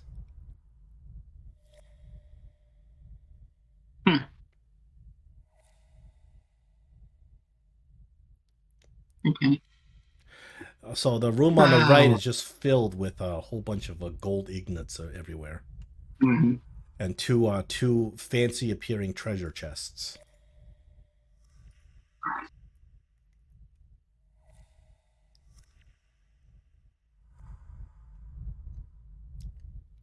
Ulrich, you gonna check out the chest? That's what I'm saying. We need to get Tiny over here to look for traps in these chests. All right, so Tiny Marble Kicks will inspect the chests. I need a perception check on the chest. I was gonna say that Neris was gonna cast guidance on him, hoping to. Oh, okay. Yes, you can use the guidance. Where is his guidance? It is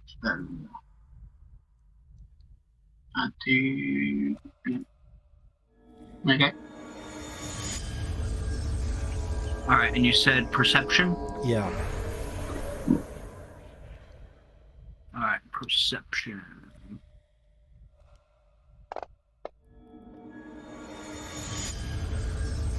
You kind of look at the chests and you see that the chests are a little bit off kilter. You can see the tiniest evidence of a little string that's coming out of the chest. Like if you open the chest, the string will snap and something will happen. You think these are trapped, both of them. And Tiny Marble Cakes will convey that information to Dolrak. Do we have somebody that can disable traps? That would be Tiny. I think that Tiny's the only one who's got any. All right, what can Tiny Marble Cakes do to disable these traps? You can use thieves' tools to disable traps. You can roll the thieves' tools to try to disable this trap. So there's a string that will get snapped once you open the lid of the trap. So if you can use your thieves' kit to try to manipulate that string so it won't snap. All right, I'll do that. Roll the thieves' tools. Okay. You roll a net 20 on a thieves' tool. You don't even use your thieves' tools. You just use one of your claws. Nice. The claw, you undo the knot on the string with your little claw, and you manage to open the both chests. However, when you open the chest, you realize that both chests are empty except for a vial of purple fluid. The trap was that if you open the chest with the trap intact, the string would pull the vial out and the vial would snap in half, releasing this purple fluid in a gaseous form. So you think this purple fluid is some sort of poison. Both the chests are empty.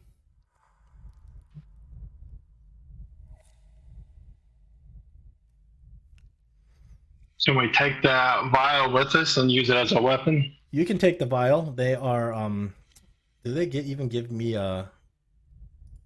Yes, they don't even give me the parcel for the vial.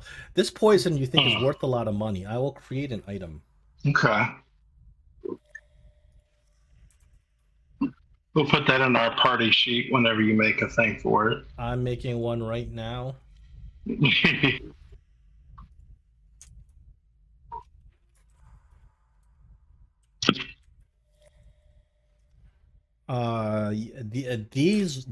This poison is a rare poison of the Shadowfell. To the right buyer, it can run you 500 gold. Sounds good. I added that to the party sheet. I hope The same amount of money that Bragar wanted to sell Tiny Marble Cakes for. Yeah. Tiny, remember, you still have that scabbard that you have no idea where it is. Yeah. She actually does need to get that back, because... You guys spent a week looking for it. It is lost in a black market, but it will resurface again because Mazdakin artifacts are very rare. So when it resurfaces again, you guys will go after it. And Tiny Marble Cakes may not know the importance of that scabbard in-game, but if you've read her backstory, it's pretty important. Okay. And if only Janice Sunbeam was still alive to actually explain the importance of it. Janice can only be brought back with a wish spell as well. Oh, wow. Huh. So the werewolves destroy her soul as well, huh?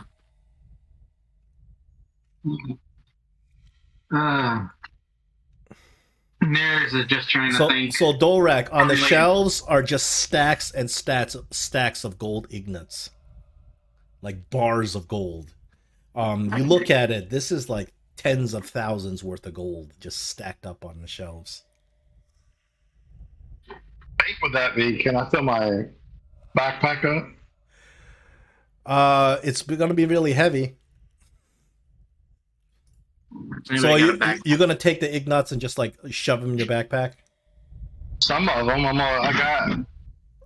I can hold 240 more pounds. Okay, right? you put 240 pounds worth of ignats in your pack. Any more and you would be overburdened.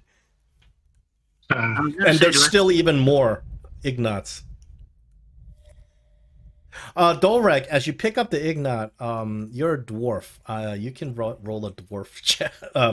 What's an appropriate skill? Man, they used to have this. Stone cutting. Yeah, but unfortunately, I don't know what to roll in terms of stone cutting. You can roll an insight. I'll let you use your insight for your, and you can have advantage for your dwarvedness. Insight.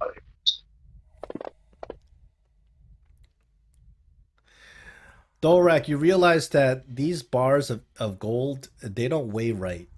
They're a lot heavier than gold is supposed to be. Okay. Something's off about this gold. As a dwarf, you know how much metal and stone weigh, and these ignats are way too heavy to be gold, but they look like gold. So I'm gonna take my knife and scrape one of them and see if there's something hidden in it. You get inspiration for not wasting your time because you scrape it off and it's just golden foil. These are lead. So I just throw it down on the ground. Tiny Marble Cake's noticing in this, she's just like, This room is just a hoax, meow meow. and then she leaves. This whole place is a hoax, Tiny. It's a false treasure room. Meow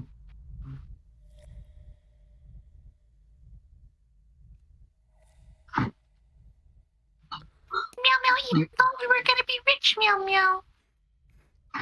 We're rich in heart, Tiny. Yeah, that's enough gold. You probably could have found somebody to do that wish spell. Who knows? Actually, no, I wouldn't make that available in the game. That's just too easy. Well, of course You not. have to. You gotta level up to level 16 and earn it. That's why you made the gold bars fake gold bars and not real ones. Like, if they were real gold bars, yeah, that would have been enough money to pay somebody to cast a wish spell. Actually, I don't think I would make a wish spell available in game even to purchase, just because you need to earn that. That is the apex of playing D&D. So you got to earn that wish spell. You got to hit that level 16 or whatever. Well, Have we figured out how we're gonna get out of here? we need a plan, Nereus says. Yeah, just remember, you can't leave through the front doors of this tower. And when you go to the second floor, the floor below you, when you go to the second floor of the tower and you look out on the balcony, even though the tower is only 4 stories tall, it appears that the tower is like 100 stories tall, looking out from the balcony. Like it'd be like 100-foot drop. Like nothing you can survive even with a feather fall. Is that glider still up there? The glider was up there. Yeah. That's one possibility if you if you rush out and get rush off the glider. Would it hold all 4 of us? Yes. It's got it. In fact, it just happens to have 4 seats. Okay. You don't know if it'll fly though. I'm gonna say, has Tolen never seen this thing fly before? Nope. It looks like one of those Da Vinci gliders that never actually flew. You know, like Leonardo da Vinci designed a helicopter too, but they never. He was never actually able to create lift. It was a gyrocopter, wasn't it? Yeah, he modeled the wings after bat wings. That was probably the problem because you can't beat the wings fast enough to give you lift. If he had modeled them after bird wings, he might have done better. Well, I mean, the worst thing could happen is we smash the ground. So we're either going to die inside the tower or smash the ground if we fly off. The thing that bothers me is we haven't seen Tiax in a while. You're not sure you've actually seen Tiax at all, because the first time you met Tiax, it wasn't even Tiax. And when we met him on the roof, it wasn't him either. Nope. No. Is Tiax even real? Or is this all an illusion? Maybe there is no Tiax. Wouldn't that screw with your mind? Yeah. Maybe we're in total dream. Maybe there was no TX to begin with, and this whole thing was just a trick from some other guy or gal. Is the balcony floor like 1 floor up or whatever? The balcony floor is 1 floor below. Okay. So the balcony floor is the first floor. The floor that you entered is a ground floor, and the floor above you is the roof. So this is a 4-story kind of thing.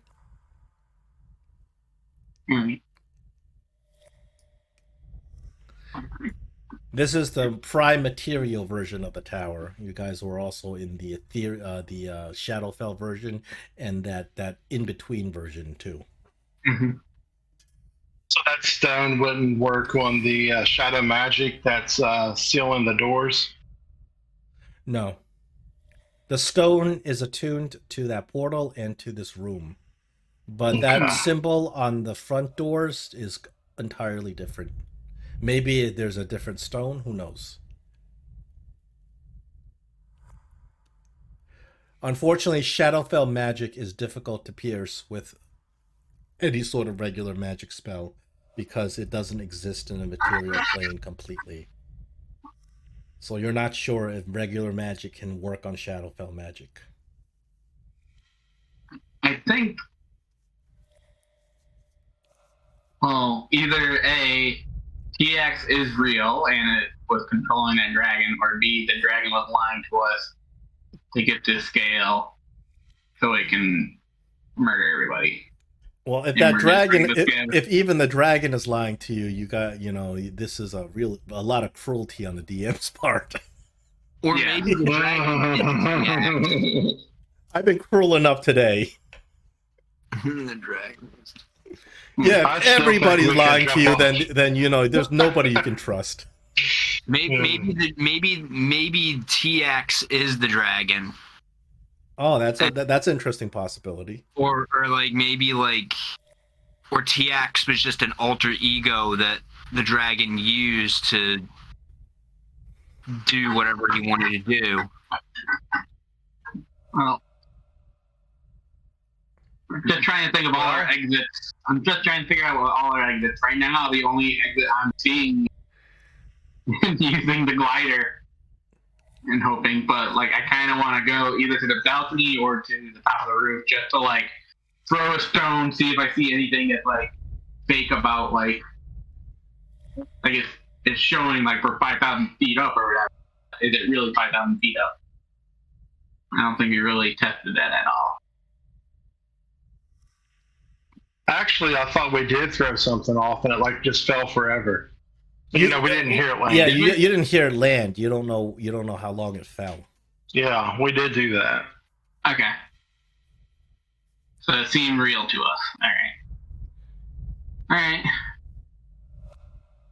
And you know, the suggestion besides trying to take the glider? I know the only thing I could polymorph someone and fly away. That would get one person out. Yep. I just met you guys, and I can be all in it just for me. Or I could polymorph 2 people into something small enough to fit in your pocket, and then I could cast Dimension Door to get us out. Can you polymorph 2 people? I can only polymorph 1 person. Well, depending on how many spell slots you have.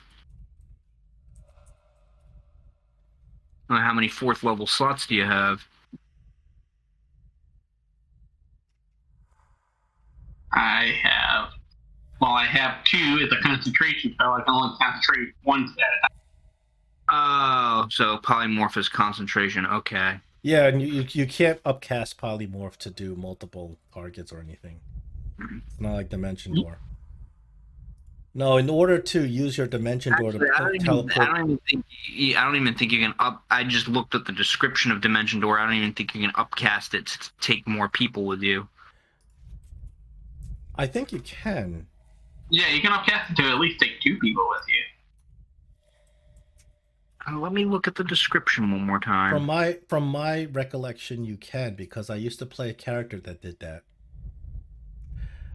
I used to play a warlock that used teleportation a lot. Teleportation and telekinesis. And I remember distinctly that I did that. So with Dimension Door, it's 1 action. The range is 500 feet. Verbal component only. Oh, you don't even have to upcast it. You can't upcast it. The maximum number of creatures is 2. Including yourself? Yeah. You teleport yourself from your current location to any other spot within range. You arrive at exactly the spot desired. It can be a place you can see, one you can visualize, or one you can describe by standing distance. It says you can bring along 1 willing creature of your size or smaller. Yep. So you can't upcast it. You can just bring 1 creature maximum. Yeah. Yeah, because they have more powerful spells for party teleportation later on. Yeah. Mary says, hear me out. I can cast Banishment. What if, while we're in the other plane, I banish you to our normal plane? That is actually very, very creative use of the banishment. But I don't think banishment works that way, right? I would give Neris inspiration, but it shouldn't go to Neris because he's not here.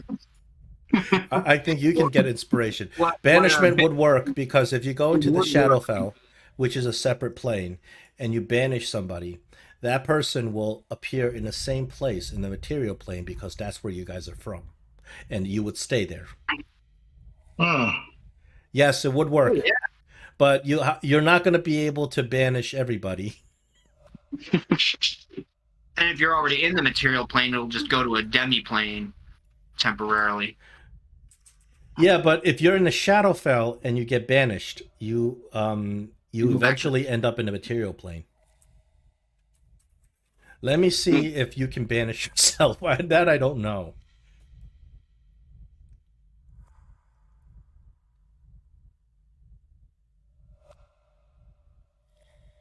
I feel Nerif would be one of those that... Or you can banish Tolen and Dolorak, and then Tiny Marble Kicks can cast Dimension Door and take Neris with her. But you can't Dimension Door through planes. You are only gonna go from Shadowfell to Shadowfell. Do is we get to the portal, get back to the tower in the material plane, and then dimension door.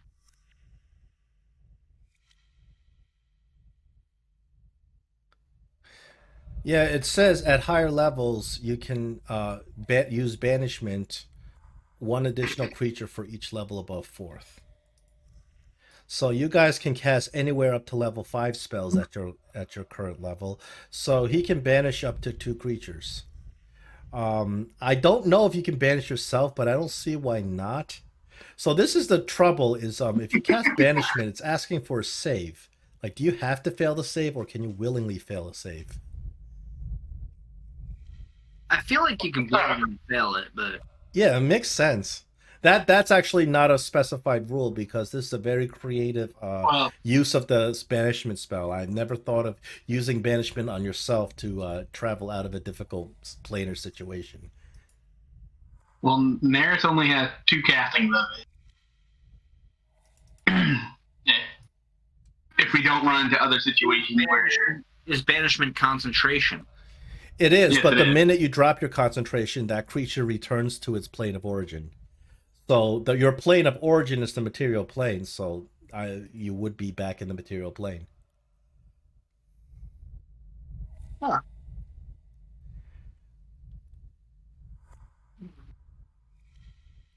But I think Neris, as a person, is not going to just save one. He would try to save everybody and would want to stick with the group no matter what. It's got to go for himself. I think separating the party is probably not. Yeah, but his idea. if you guys have a plan where everybody leaves, then he'd go along with it. Even though he'd be the one banishing, and then everybody else leaves another way, he'd go along with that.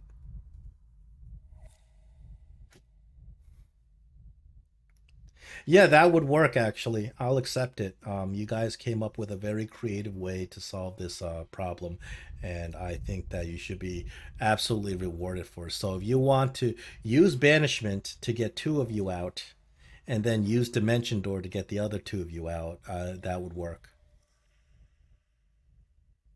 But okay, Polymorph 1 into a small creature, and you put that in Tolan's pocket, and then Neris can banish himself and Tolen. No, the creature can't go along with it because the banishment specifies creatures. okay. And so does dimension door. So then Neris banishes him and Tolen, and then Tiny and Dolorak does Dimension Door. That would work if you want to try. If you want to try that. Because with a dimension door, you don't even have to see where you're warping to. You just have to have an idea in your mind of where you know it is, and it has to be within 500 feet. The thing is 500 feet, but the thing is, when we're in the tower, we believe we are 5,000 feet up in the air. Question is, does dimension door have to be in the same plane of existence? Yes, because you have to envision where you're going to go. But you can just warp across the door because the front door is sealed with magic. But yeah, so we just go across unless the door. it's a kind of magic that prevents teleportation, like Wall of Force. I don't know. I'm not promising you. You got to try it. Okay. I'm willing to try it. You guys, do you have the spell slots to do it right now? I have like a bunch of 4th level slots. Neris needs a 5th level spell slot to do this. So Neris has 2 4 levels. No, he's gonna because he needs a level 5 spell slot to cast a banishment of 2 creatures. Actually, what level is banishment? Banishment is a level 4, but in order to upcast to target 2 creatures, you have to cast a level 5. All right. Dimension Door takes 2 people, right? Yeah. You can take up to 2. So that's without upcasting it. Just doing Dimension Door, you can take 2 people. There is no upcasting of Dimension Door. It just takes 2 people. That's it. Neris banishes 1 person that uses 1 4th level spot. Neris banishes either himself or someone else uses the second level spot. Oh, there you go. Then Tiny and whoever's left over, either Daenerys or someone else, run back to the portal, uses the key to get back to the regular plane, and then try to dimension door to where we think we need to go. Okay, that would work. Is that your plan? That's our plan. The only stipulation is I think Tolen should go with Tiny to try to dimension door. And if we try to dimension door 500 feet to where he thinks it is and it's higher than it needs to be, Tolen then cast polymorph into a bird, a large bird, and him and Tiny go for a ride. Well, Tiny, where are you going to do your dimension door?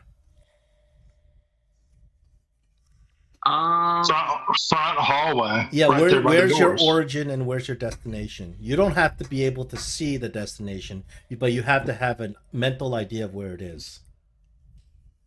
And it has to be within Mayor's 500 feet. office. The mayor's office. Mayor's office probably a little bit farther than 500 feet, but you can certainly aim outside the tower. Where are you going to start off and where are you going to aim? Probably in that room with the table. Okay. At, that's where you first came in? Before that. And if we can get to there, and then... Where's the destination? And then the destination would be... Let's see.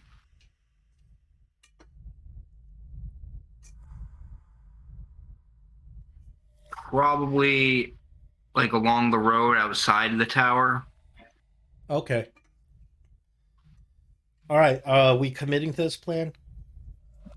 I'm committed. Okay, so you guys, first thing is you guys are returning the scale, right? We gotta go return the disc to the dragon. So you guys go back downstairs, and you guys go back into the portal, warp back into the Shadowfell, go back downstairs to Shadowfell Tower, go outside the Shadowfell Tower, and meet the dragon. We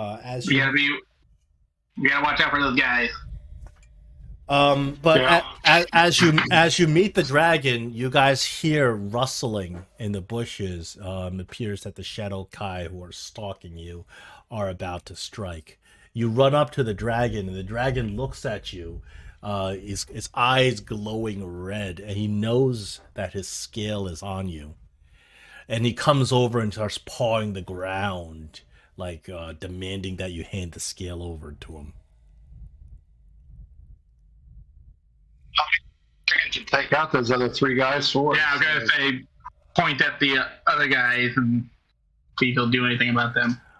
He doesn't do anything about the other guys as you point to them. He just you see an image in your head. You see an image where you give him the scale, and then he goes up and he eats them. He what? Eats them, rips them apart to shreds with his claws. Hand it to him. Do you trust the dragon? That's a good question. How do you know the dragon's not going to eat you when you hand him the scale? And how do we know that everything that he's been showing us is even true? Yeah. I don't think we have much other options. No, we don't.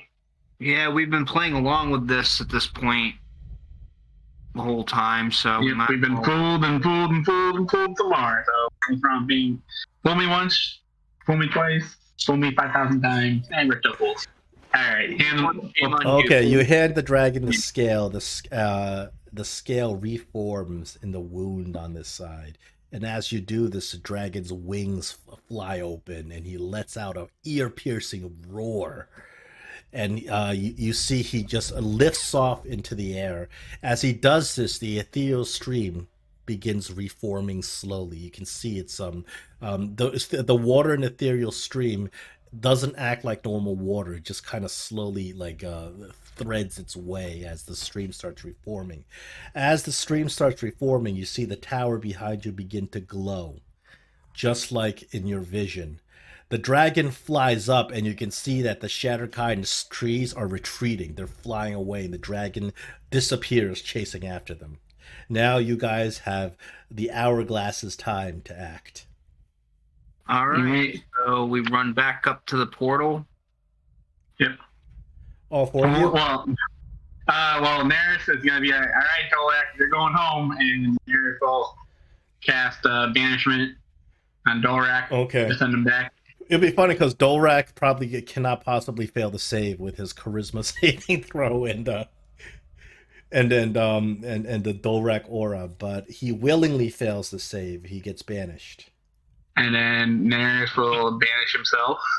Okay, Dolrak, you get banished, but when the concentration gets dropped on the banishment, you get warped back into the prime material plane, and you find yourself lying in the grass in Thistledore. Outside the tower, and you look at the tower, and it looks like there's something weird there. It's surrounded by a veil of shadow wrapping around it like a snake. It's pulsating. And then a moment later, Neris shows up right next to you.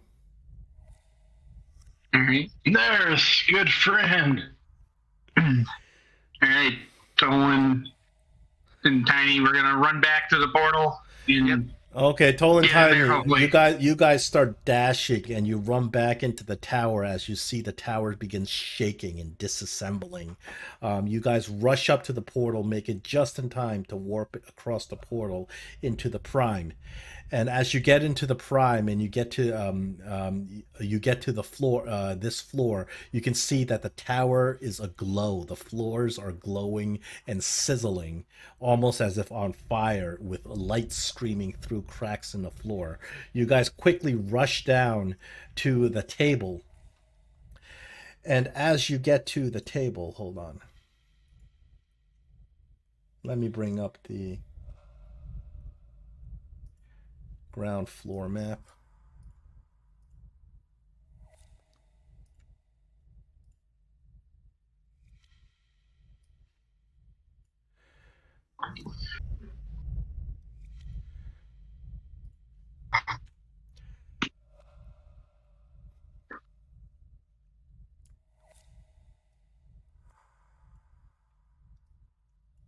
Hold on, I'm setting this up. Mhm.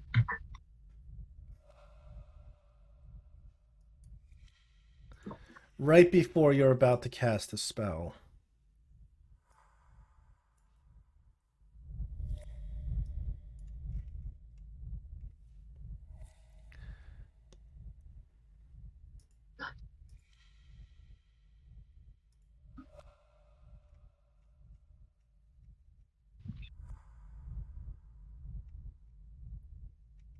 Right before we're about to cast a spell.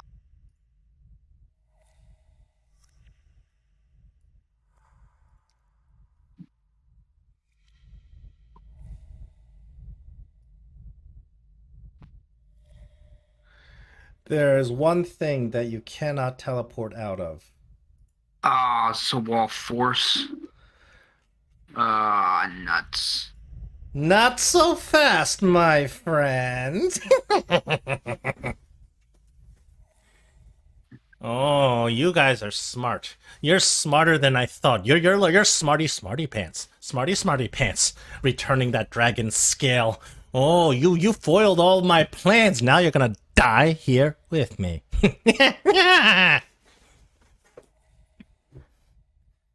And then Tiny Marble Cakes will just say,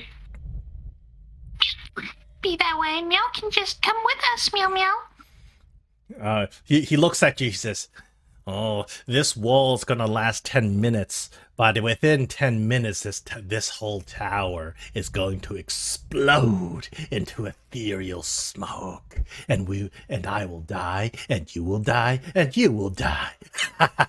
Isn't that fantastic? Oh, you were smart, but didn't I tell you, Tolen? Didn't I tell you? By the time the day's over, Naihana's death will be on your hands. and then Tiny Marble Cakes will go up to Tolan and say, Don't listen to him, meow meow. It wasn't your fault. He tricked you, meow meow. And then you see Tiax As he's screaming at you, Tolen, he starts shaking his head. He's like, "Oh, but why did you have to kill Naihana? You didn't have to kill Naihana." And then Tiax smacks himself in the face. He says, "Shut up! Shut up!" And then Tiax, it seems like Tiax is arguing with himself. It's like, "No, you shut up!" And Tiax begins struggling with himself. I'm going to roll a concentration check for his wall of force as he's struggling with himself.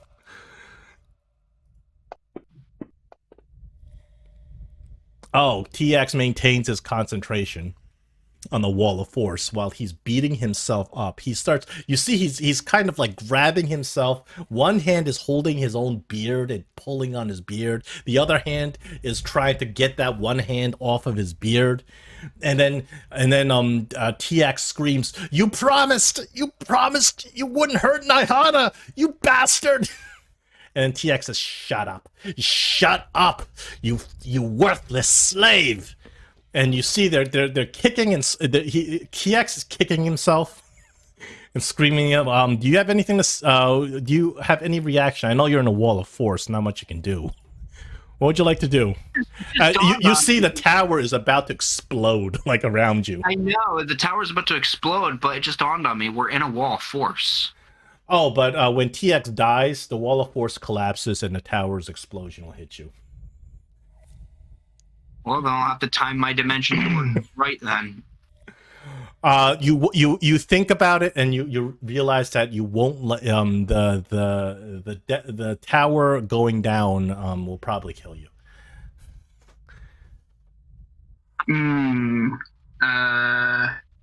Yeah, it's a wall of force. It's too bad I'm not at a high enough level to cast Disintegrate. No, and the DM knows that. Of course, that's why you put a wall of force there.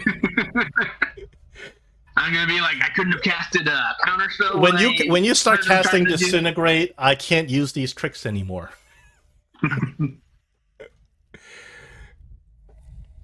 I would have counterspelled if I heard him. No, Tiax was invisible when you walked out.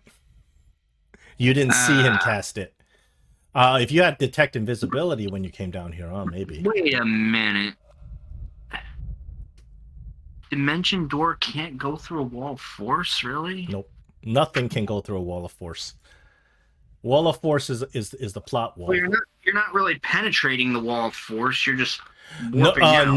No weaves of magic can go through a wall of force. So in order to teleport, it still has to be a weave of magic. That's why even the vicious mockery can't go through it. And you see Tiax starts struggling with himself again. You guys are just kind of looking at this in just complete awe. Tolen, roll a perception.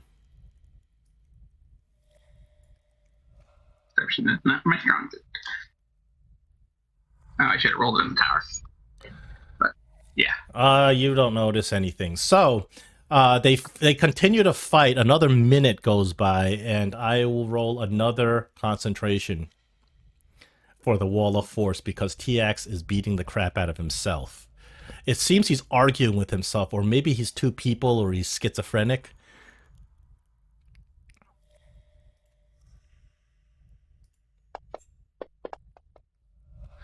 Okay. Tiax rolled a 4, and his concentration is gone. The wall of force is gone. So now, Tiny, you may cast your dimension door. All right, and I do, just to get out of here. As you cast your dimension door, you guys begin to fade out as you start teleporting, and you look at Tiax, and Tiax begins to change. The person beating the crap out of himself is actually your brother Warnell. That's what I figured. And behind Warnell, an image begins to appear. You see this old, ugly, decrepit gnome. Nothing like the Tiax you guys had encountered before. This guy looks like this. And you see him... It actually says the real Tiax. The real Tiax briefly appears and stares at you with just absolute hatred in his eyes. He screams out as you guys disappear through the dimension door. This isn't over. I'll find you. No matter where you go, I'll find you, and I will gut you. And you guys warp out of the tower as it just explodes. Goodbye, brother. Barely caught in the blast, you guys get knocked back a couple of feet. And you kind of look at the mayhem before you, and there's nothing but ethereal ash on the ground.